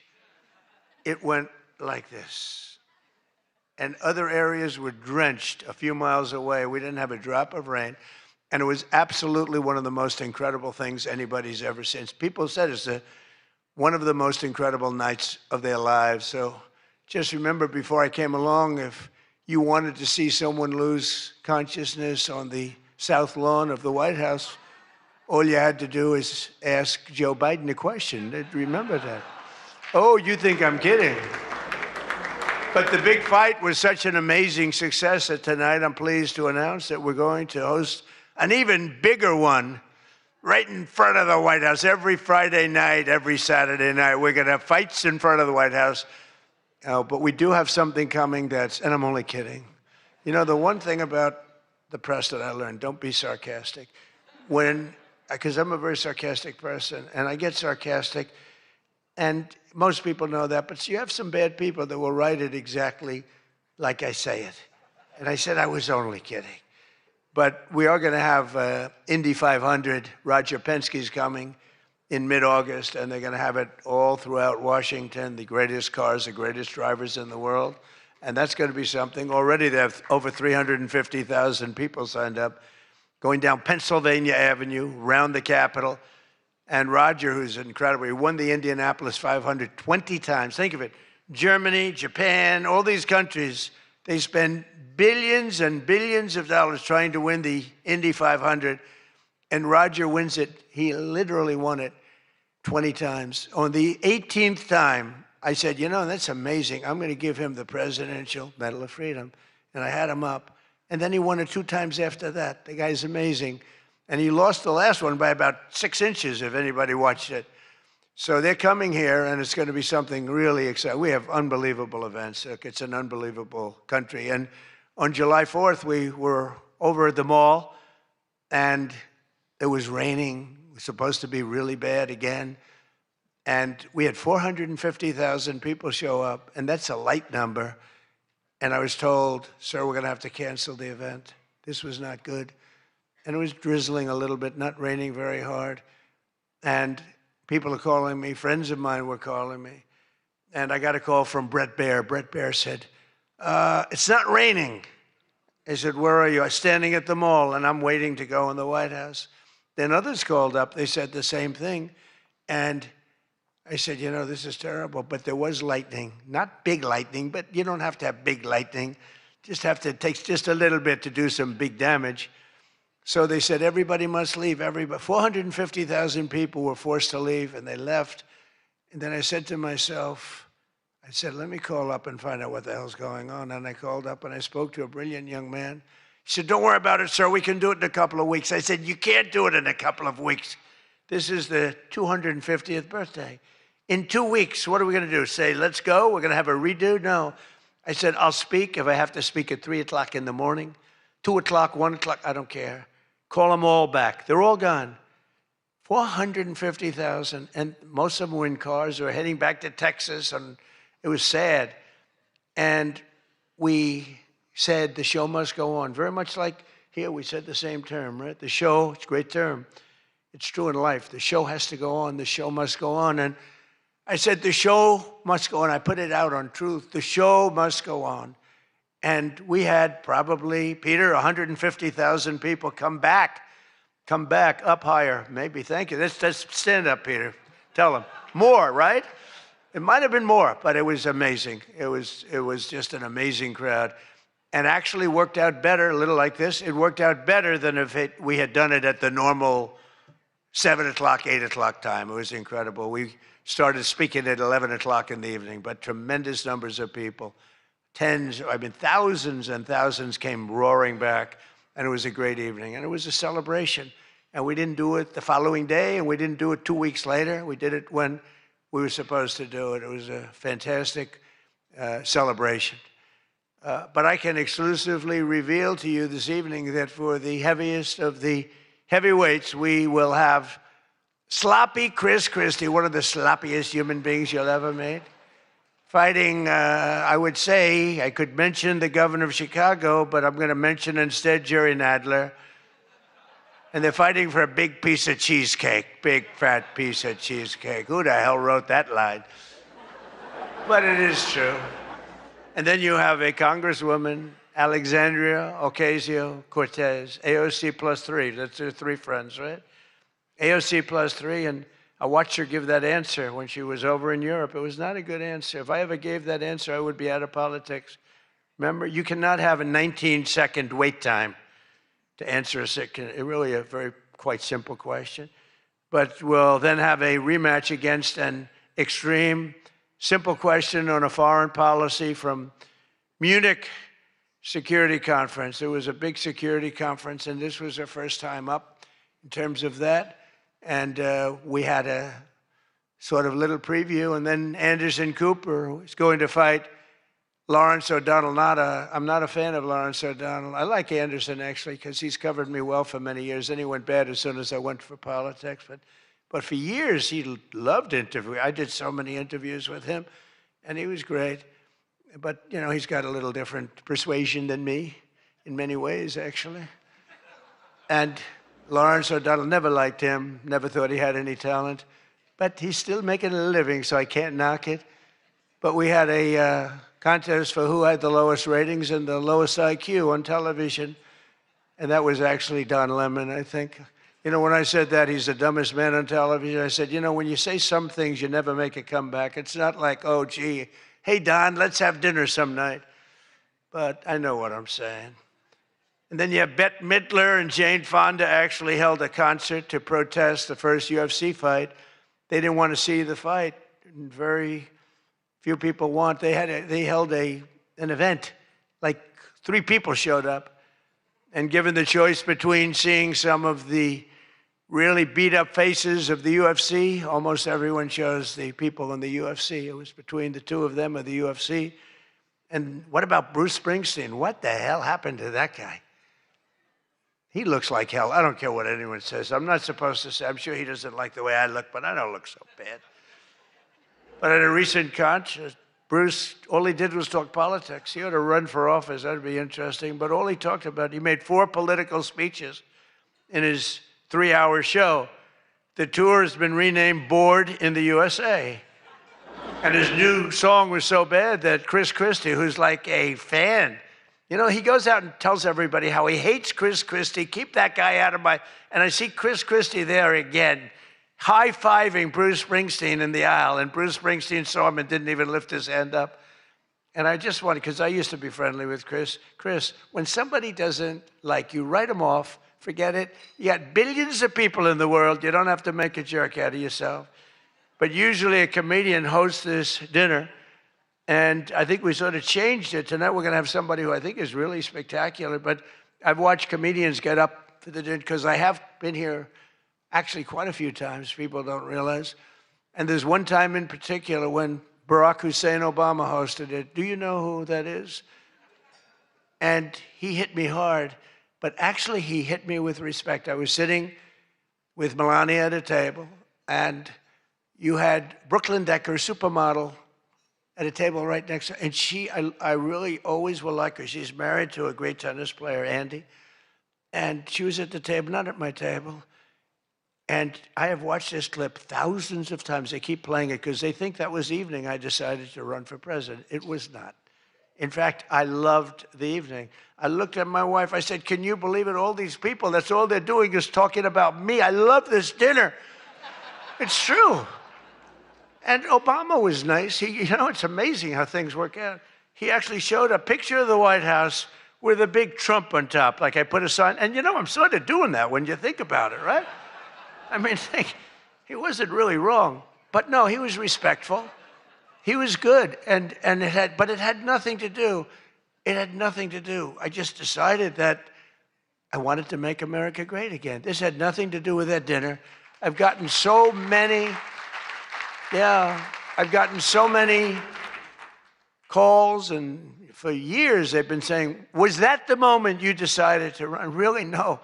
I left that night, and the press was there. A lot of the same people that I see, they said, did you have a good time? Unbelievable. And some thought I didn't have, but I did have.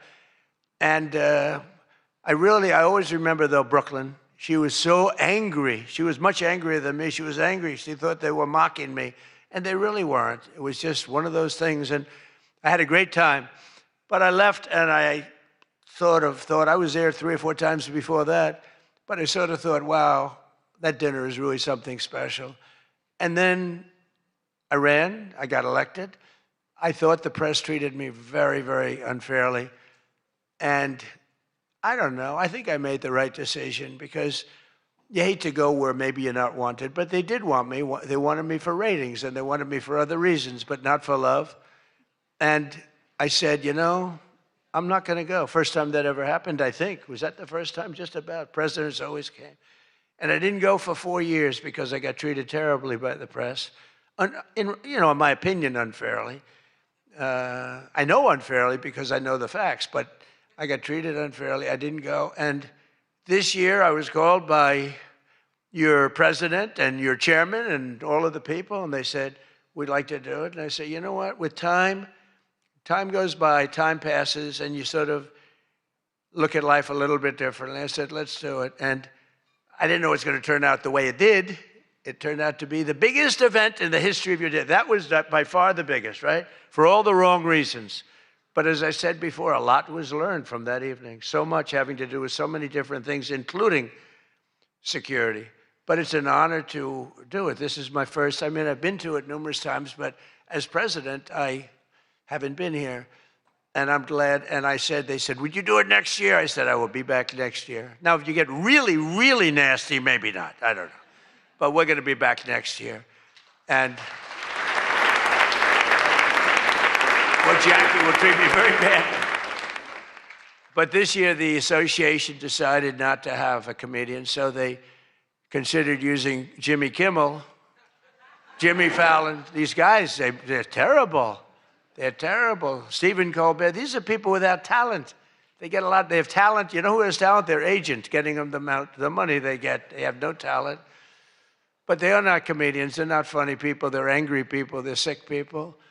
But the association really put on a big show, and they have somebody very special. I look forward to seeing him. And so they thought about going with a professional clown for entertainment, but Adam Shifty Schiff was not available. You know, he's known, I called him, I hate some people, you know, I shouldn't say this, I'm not supposed to hate, I'm supposed to love everybody, but he's a terrible person, he's a liar. And I called him Watermelon Head because he has the largest head I've ever seen with the smallest neck, pencil neck. How does that big, fat, ugly head stand on a little pencil neck? And then I'm told that even Rosie O'Donnell reached out from Ireland. She really wanted to be here in order to honor me. She loves me very much, and she was desperate to come back to the United States and pay her respect to Donald J. Trump. But that didn't work out, unfortunately, because nobody wanted her to come back. But she's one of the greatest sufferers of Trump derangement syndrome. She's a sick young woman, sick older woman, I guess now I have to say. So instead, we're honored to have, for entertainment, the very talented mentalist, Oz Perlman. And everybody, they said, are you going to stay? I said, yeah, I'll stay. I mean, I think I'll stay. What the hell else am I going to do? I've got Iran, I've got this, I've got that, which is all going extremely well. Don't believe the fake news. You know, it's the only thing we were talking before, I said, so we've hit Iran very hard. Their Navy is gone. Their Air Force is gone. 250 jets, no longer. 159 boats, good boats. In fact, I said, why the hell didn't we keep them? We could have used them. But 159 boats, all at the bottom of the sea. They have no radar. They have very few drones left, despite what you see. And every once in a while, they're going to set some things up, but they don't have much left. And by the way, they are talking to us right now. They'd love to make a deal.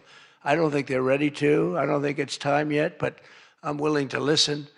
But they cannot have a nuclear weapon. We don't want to see Washington, D.C., or any of our cities, or Israel, or frankly, the Middle East, destroyed with a nuclear weapon, because I know the power of nuclear weapons. I see it. I get to see it. We're not going to let that happen. So this is all about, we will not let them have a nuclear weapon.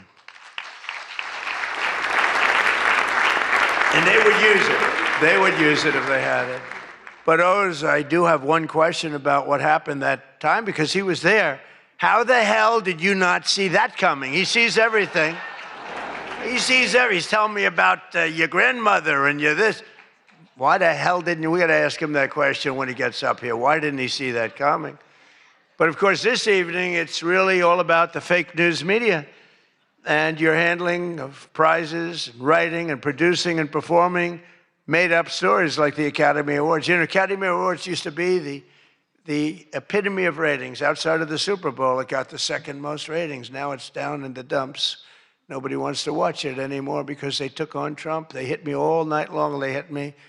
The winner is so-and-so. I want to talk about Donald Trump. I hate this man. Nobody wants to hear this stuff. Right, Peter? Nobody wants to hear. You ever see the ratings? They used to have 48 million people. Now they have 2 people watching. But they'll learn their lesson. But I want to personally congratulate CNN's Caitlin Collins on receiving her award. It was all about me. It's a fake. She shouldn't get the award. It was a fake. But I didn't mind. I said, Caitlin, congratulations. But it was fake. There's no question about it. But she's a young, attractive woman. She never smiles. I said, Caitlin, do you ever smile? Smile. You have a nice position. You're at CNN Fake News. You should be a happy person. So smile, Caitlin. Just smile. But we attack, and I thought Caitlin had really made it big with a major new sponsorship, but then I informed her that it wasn't her on the Bud Light can, it was Dylan Mulvaney.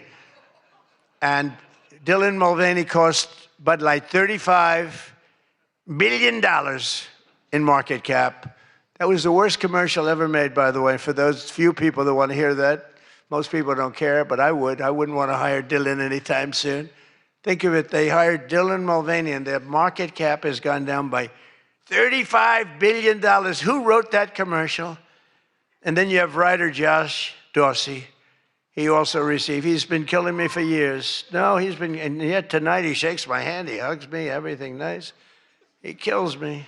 Josh is amazing. He writes more stories than any human being. There's nobody that writes more than Josh. He'll write 4 stories about me a day, all different subjects. I mean, I had the other day 3 stories and one on the, he was upset about this. 1 was on page 7, 3 were on page 1. They were all written by Josh. But he's hit the big time, and he's a workhorse, and yet he's almost unhireable. You know, he's just one of these guys. Wall Street Journal's lucky to have him, but you really, it's unbelievable. He's almost unhireable. CNN is also here, and I'm very disappointed they didn't bring Fake Tapper because he's had a rough couple of years, Fake has. You know, he calls me up every once in a while. If I pick it up, I pick up my phone. I used to go to this young lady, I'd say, any calls from the press? No, sir. I said, oh, now I'm the President of the United States, right?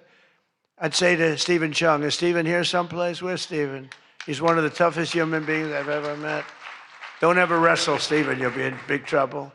But I say, Stephen, let me ask you, did the press call? No, sir. You know, when I was a developer, I'd get a call every half an hour. For whatever reason, I always got disproportionate press. So I said, Stephen, nobody called? No, sir. 2 hours later, I say, hi, Steve, how are we doing? Everything good? Anybody call? No, sir, no press calls. I said, I'm president. Nope, they never call. So this went on for about a week. I'd say, Caroline, did the press call? No, sir, no calls. I said, nothing. It's over a week. I haven't received a call. So I said, you know what I'll do? I'm going to give the press my phone number. That was the stupidest thing I ever did. I'm getting a call every 3.7 minutes. Stephen, I don't know where the hell you've been, but the press calls, I'm getting calls, ring, ring. I was with somebody today. They said, I've never heard a phone ring as much as it's fresh. Now, I look at the thing and usually just delete, delete, delete. Every once in a while, it'll be one of the people in this room that I like, and I'll pick it up. Like this one right here calls me on occasion, right? She'll call me and she says, hello, sir. How are you? We want to talk about some horrible subject, like a horrible, depressing subject. I say, Jackie, I don't want to talk about it. Congratulations, however, on your new marriage. But I don't want to talk about it. But it's true. And people call me now. And so for weeks I go, no calls. And I learned then that both of them, they feel that I'm doing a great job, and they feel I'm above it all, and that no person, hundreds of people call no person, is good enough to talk to Trump, and so we don't even bother telling you. That's not the way it works, Caroline. You have to let me know, because sometimes I do like to speak to the press, but now I have the best system I've ever had. It rings, and just so you understand, you're much better at putting your name, because if there's no name, I just can't do that. You know, I pick up every once in a while. Hello, I'm from Reno, Nevada. We're a startup paper. We're calling it the Reno Express. I said, do you believe I'm the President of the United States? Mr. President, could I have your views on Iran? And I just hang up. No, I get the craziest calls. I mean, some of them, my wife said, I can't believe you do this. This is a hell of a way to live. But sometimes they get calls from very important. Sometimes I can straighten out stories that are going to be fake, and I can make them from a fake story to a good story. I always find that when you don't speak to the press, you always get a bad story. When you do speak to the press, you have a shot at getting a good story. Oh, look. No, look, if I were a reporter, and let's say I'm a big reporter, I work for the failing New York Times, or I work for, well, I don't know, do they ever come to these dinners? Didn't they cancel out a long time ago? Big mistake, they should be here. But I get a call. I've always found that, you know, speaking to them, you just do better. You do better when you can, when you have the time. You speak to the reporter. You treat the reporter with respect. Sometimes now there are reporters where it doesn't matter. You can be so nice to them, it doesn't matter. You get treated unfairly. But you have a lot of great reporters where when you speak to them, you can get your point across, and that's a good thing. But some people say that Jake Tapper is a great investigative reporter in D.C., and that's why after moderating our debate It only took him 1 year to break the story that Joe Biden might possibly have suffered from cognitive decline. It took him 1 year. He wrote a book about how great he was mentally, not too good. And I don't like Biden because Biden was very unfair to a lot of people. But Jill Biden insists that Joe would have beaten me in 2024, even though he was way down. She said he was way behind in the polls because he was seriously ahead. She felt he was going to win because he was seriously ahead on deceased voters. He was leading in the deceased crowd, and there were a lot of them. You're finding out there's a lot of them. Look at the numbers that just came out yesterday. And it's traditional that at least one or two potential presidential hopefuls attend the Correspondents' Dinner, but many of them seem to have really chickened out. I was disappointed that Gavin Newsom didn't show up. He didn't show up. He should be here. But I heard that he recently said that we will lose our country if we don't fight fire with fire. And to be fair, there's only one thing we know about Gavin, and that's that he definitely doesn't want to fight fire with water. He's got a lot of water, never uses. What a disaster. That should have never happened. But Gavin Newsom recently did a career-threatening, one of the worst interviews I've ever seen, where he said that he can't read a speech. He's incapable of reading a speech. He's a low IQ person. He's smarter, however, than all of the people in the room, and then he gets sued for being a racist, okay, when he said that. But he basically said he has various mental incapacities. He has difficulty in various other ailments mentally. And I'm looking at him saying, this is the worst interview. I'm watching this interview. I said, this is the worst interview I've ever seen given by a professional politician. I've been watching politicians for a long time, mostly on the previous side, because I haven't been doing this too long. How am I doing? Not bad for the number of minutes spent. Not bad. But with Gavin, so he said that all these things, and I said, anybody running against him, all they have to do is take that one interview and you can't lose. I actually put out a statement that Gavin Newsom has come out and said he will not be running for president because nobody can say what he said about himself and survive. Newsom was in big trouble when he openly admitted that Kamala was smarter than him. She said, Kamala is smarter. If Kamala is smarter than someone, you don't want that person to be president of the United States of America. Between California's policies of enabling wildfires, paying drug addicts to be homeless, giving free sex changes to illegals, and telling rich people they're going to take away, all of your money is going to be taken away. People are fleeing, and they're fleeing in droves. We can't have that in this country. It's becoming such a horrible and dangerous location that Ilhan Omar, one of my favorites, and her brother are thinking about moving together, very much in love.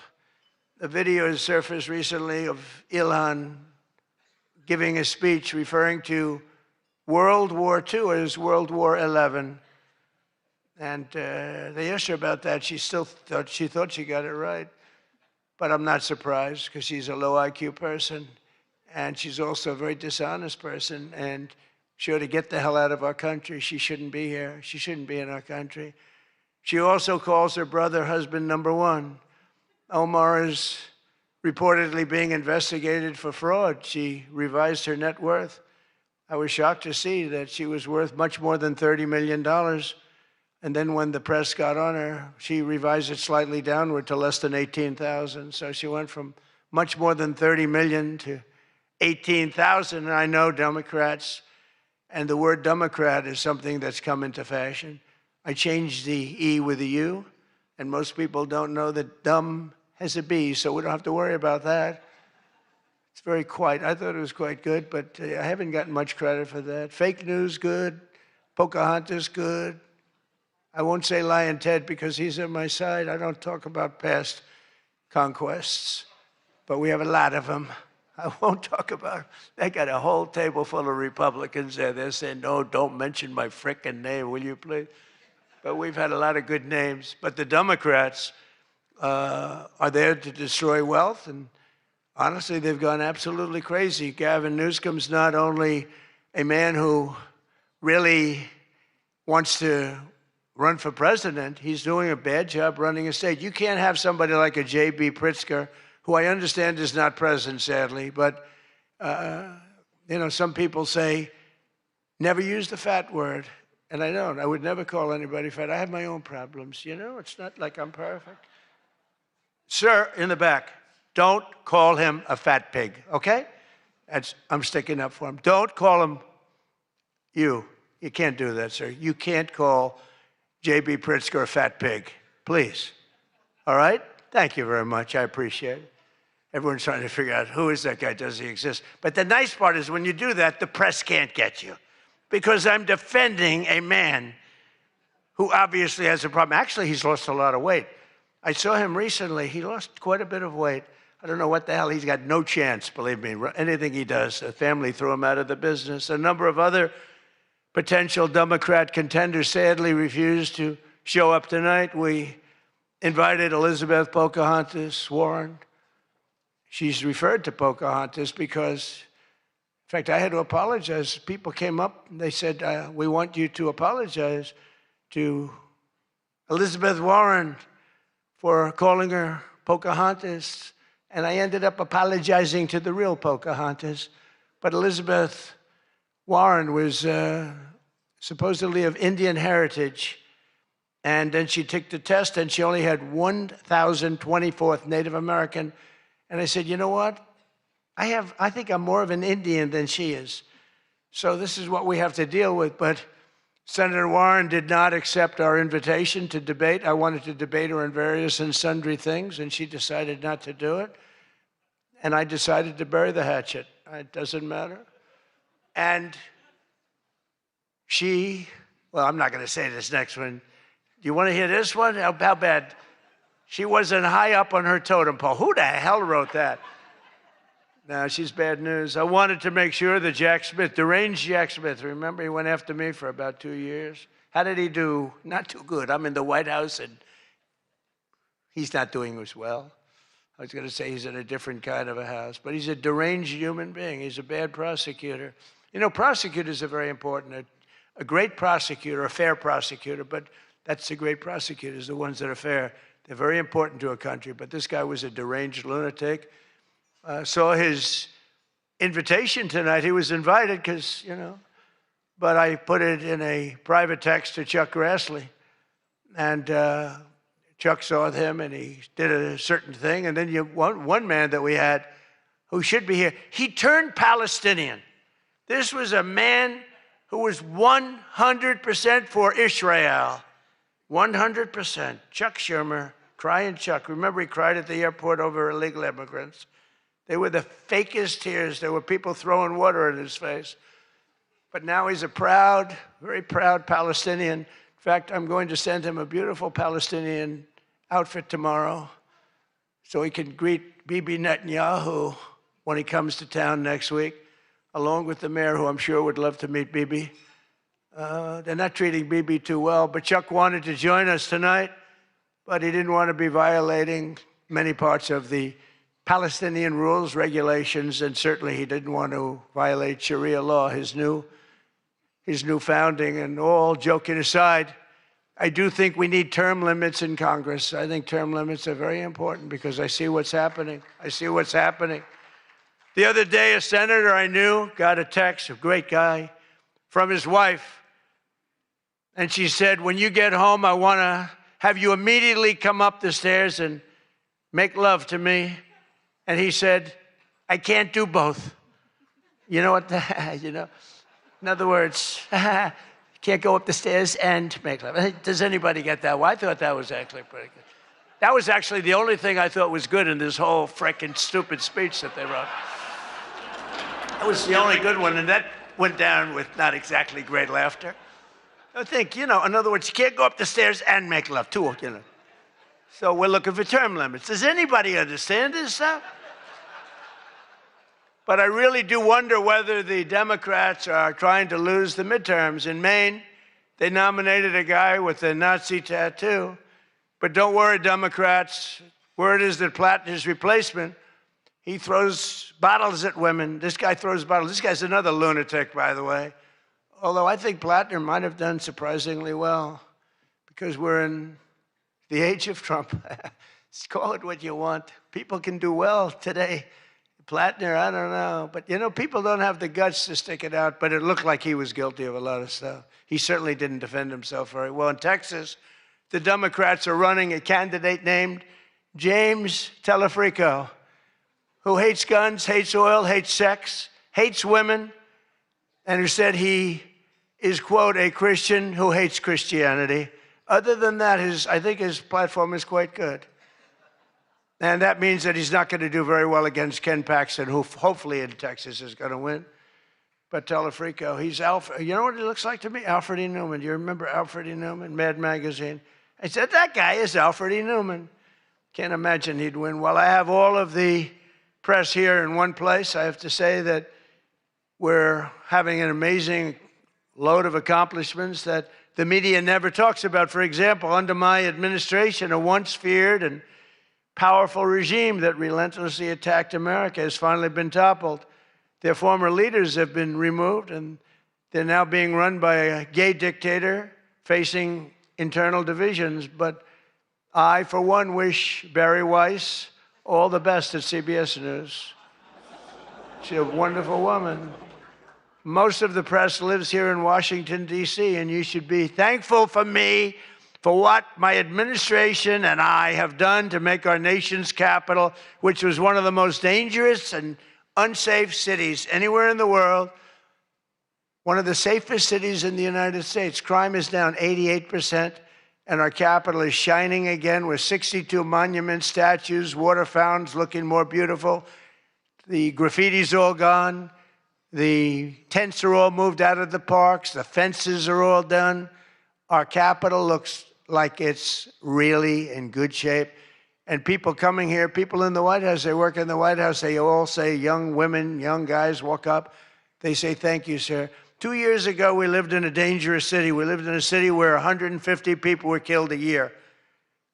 And now we have almost a crime-free city. Our National Guard has done an incredible job, and we've removed over 5,000 career criminals. You know, we removed, there's one stat, I think it's a great stat. It's to me, it's fantastic. 2% of the people create 91% of the crime. That's something you can fix, and we fix it. We moved out over 5,000 career criminals out of Washington, D.C., and we have the greatest capital in the world. Again, it's beautiful, it's thriving, the restaurants are thriving. You couldn't get into a restaurant because they didn't have, all the restaurants were closing. And if you even got in, you felt unsafe. People were getting into Ubers and they were being attacked when they were in an Uber. It's not happening anymore. We have tough, smart people, and they have done a fantastic job. Washington, D.C. is safe again. You can't get into a restaurant. The restaurants are opening up. They're opening up all over the city. They can't get, it's the exact opposite. They can't get space. But mostly I've given up on you and the media so that now I just gave up on you and I'm #1 on TikTok. Did you see that I'm #1, Stephen? Is that true? I'm #1 on TikTok. So how could they be so bad? 520, think of this, 425 billion views. Can you believe that, Peter? I mean, let's go, Peter. I gave up on you people. I gave up on traditional press. And it obviously worked because we did win in a landslide. I mean, somebody's got to be saying something good about me. But TikTok, good old TikTok, and I was able to get it sold to a group of very wealthy people, mostly Americans. I was told President Xi, who's a man that I get along with very well, he was a hard no for the sale of TikTok. They all said he's a hard no. I said, well, let's put your group together. They put it together, billions, hundreds of billions of dollars. I called up President Xi. I said, President, look. These are American people. They're wonderful people. In fact, one of them happens to own CBS, actually. I mentioned his name. I said, these are wonderful people, and it'll be a good thing. Does it mean anything, President? It's nothing. It's nothing. They love your country. We'd love to see you approve the deal. And he goes, all right. That was it. It was done. And we sold TikTok. And he's a friend of mine. And he's not contributing to problems like other people contribute to problems. So we get along. but we made the deal. But #1 on TikTok is Trump, and that's probably why we won. But for all of the trouble that you give me a lot of trouble, a lot of heartache. I hope all of you know that I believe in the free press more than anyone in this room does. Maybe not quite. But that's why I'm proud to be the most open and transparent president in history. They called me that. You know who calls me that? Caroline. That's about it so far. Would anybody else call me that? I think Peter would call me that. Am I the most transparent? Biden never used to answer your questions. He'd ask Biden 20 questions, he'd never get an answer. Who's the most transparent president, Peter? Who? I look at him, it's the first time he's tongue-tied. I cannot believe it. Oh, he's not going to be happy tomorrow.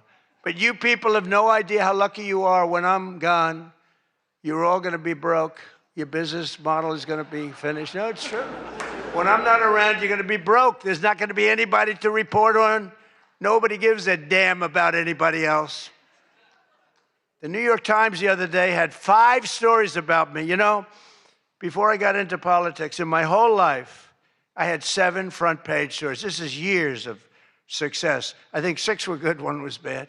I had 5 stories, 7, 5 good. Yeah, I had a total of 7 stories on the front page of the New York Times. That's not bad. Now I average about 3 or 4 a day. All different topics, all bad, everything bad. But here we are. I mean, here we are. In fact, when I'm finished, I'm going right back to the Oval Office.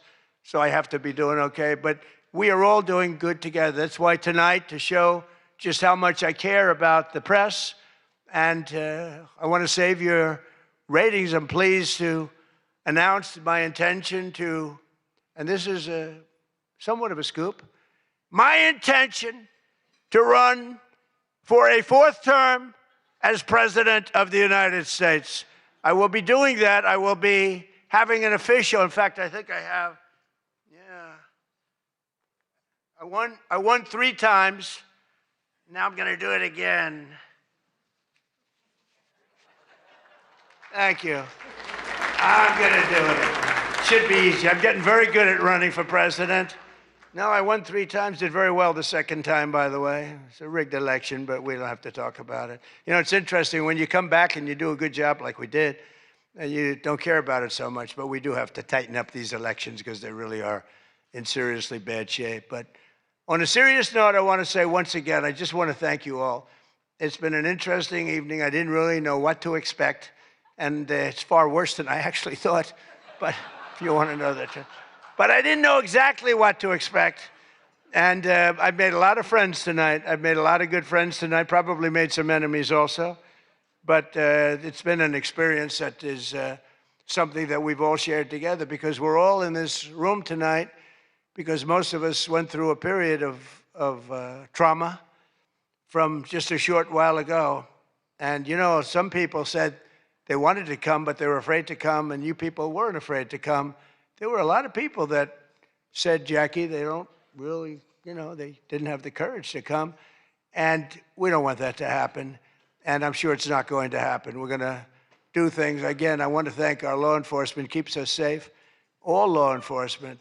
We have the greatest people on earth. You know, we had, 2 years ago, we had the worst record of recruitment in, as an example, the military, Army, Navy, Air Force, Marines, the Coast Guard, Space Force. I love Space Force. Look at all that shooting we're able to do from space. That was my baby. But all of the branches of, you couldn't get people to join. This was 2 years ago. And last week, you probably saw, some of you wrote the story, we have the single best recruiting of people into our armed forces than we have ever had in the history of our country. They are brimming over with great people. And that's a big statement. And that also goes for the police departments, where they were having a tremendous problem recruiting. You can't get into a police department now. If you're looking for a job, it's very tough. And that also includes our great fire departments, because people forget about them. They're unbelievable, the job they do. So I just want to thank you. Look, we're on the cusp of something big, and I call it, and this, I'm being very serious when I say this, that this is the golden age of America. We have $19.2 trillion being spent in our country. A record was China. I think it was 10 years ago, $3 trillion. Trillion is a lot. 4 years, they went less than 1 trillion under Biden, and we have 19.2 trillion, and this is a period of actually 13 months, not even current, because we're here a little bit longer than that, but that was as of reporting dates. $19.2 trillion is being spent. Factories are coming. Toyota just announced they're going to be building the biggest car plant in the world. They're leaving Mexico. They're coming here. Tariffs did that. Tariffs did that. And maybe November 5th did that too, the election. But our country is doing things that nobody's ever seen before. And it is true. We were, and you've heard me say this, we were a dead country 2 years ago. Other leaders would see me and they'd say it's a miracle. President Xi told me that a few weeks ago in China, and he's coming here on September, I think, 24th, coming in September, the end of September, going to be exciting. But he said the same thing. The King of Saudi Arabia said it. Everyone said almost the same words. We thought you were a dead country. We never thought you had a chance. You were never going to make it back. And in a period of 1 year, you made it the hottest country anywhere in the world. We all did that together. It's not me. We all did it together. And we do. We have the hottest country anywhere in the world, and we're going to keep it going. And I just want to say, it is the room. I have tremendous respect for the people in this room. Sometimes I don't feel you treat me fair. Or maybe you do. I don't know. I don't feel that. But sometimes you treat me very fairly. And I have a lot of respect for your profession. Your profession's amazing. And I just want to thank you for having me. And it's been fun. And I've met a lot of great people. And, you know, I used an expression. I've used it right from the beginning. I did this for one reason, to make America great again. And that's what's happening right before your very eyes. We have made America great again. It's going to get a lot greater. So thank you all very much. It's an honor to be with you. Thank you. Thank you very much.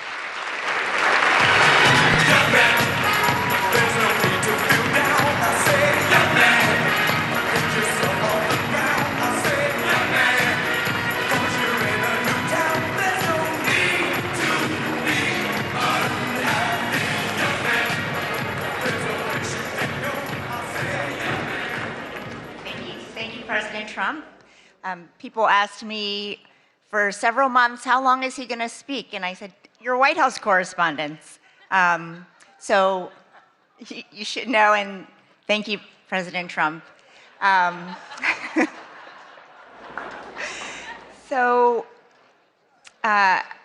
This night is all about the First Amendment. And tonight it was on full display. And I just want to congratulate all of our award winners again, my friend Caitlin, who has a beautiful smile, and Josh Dawsey, who is one of the most prolific journalists of our time. That is true.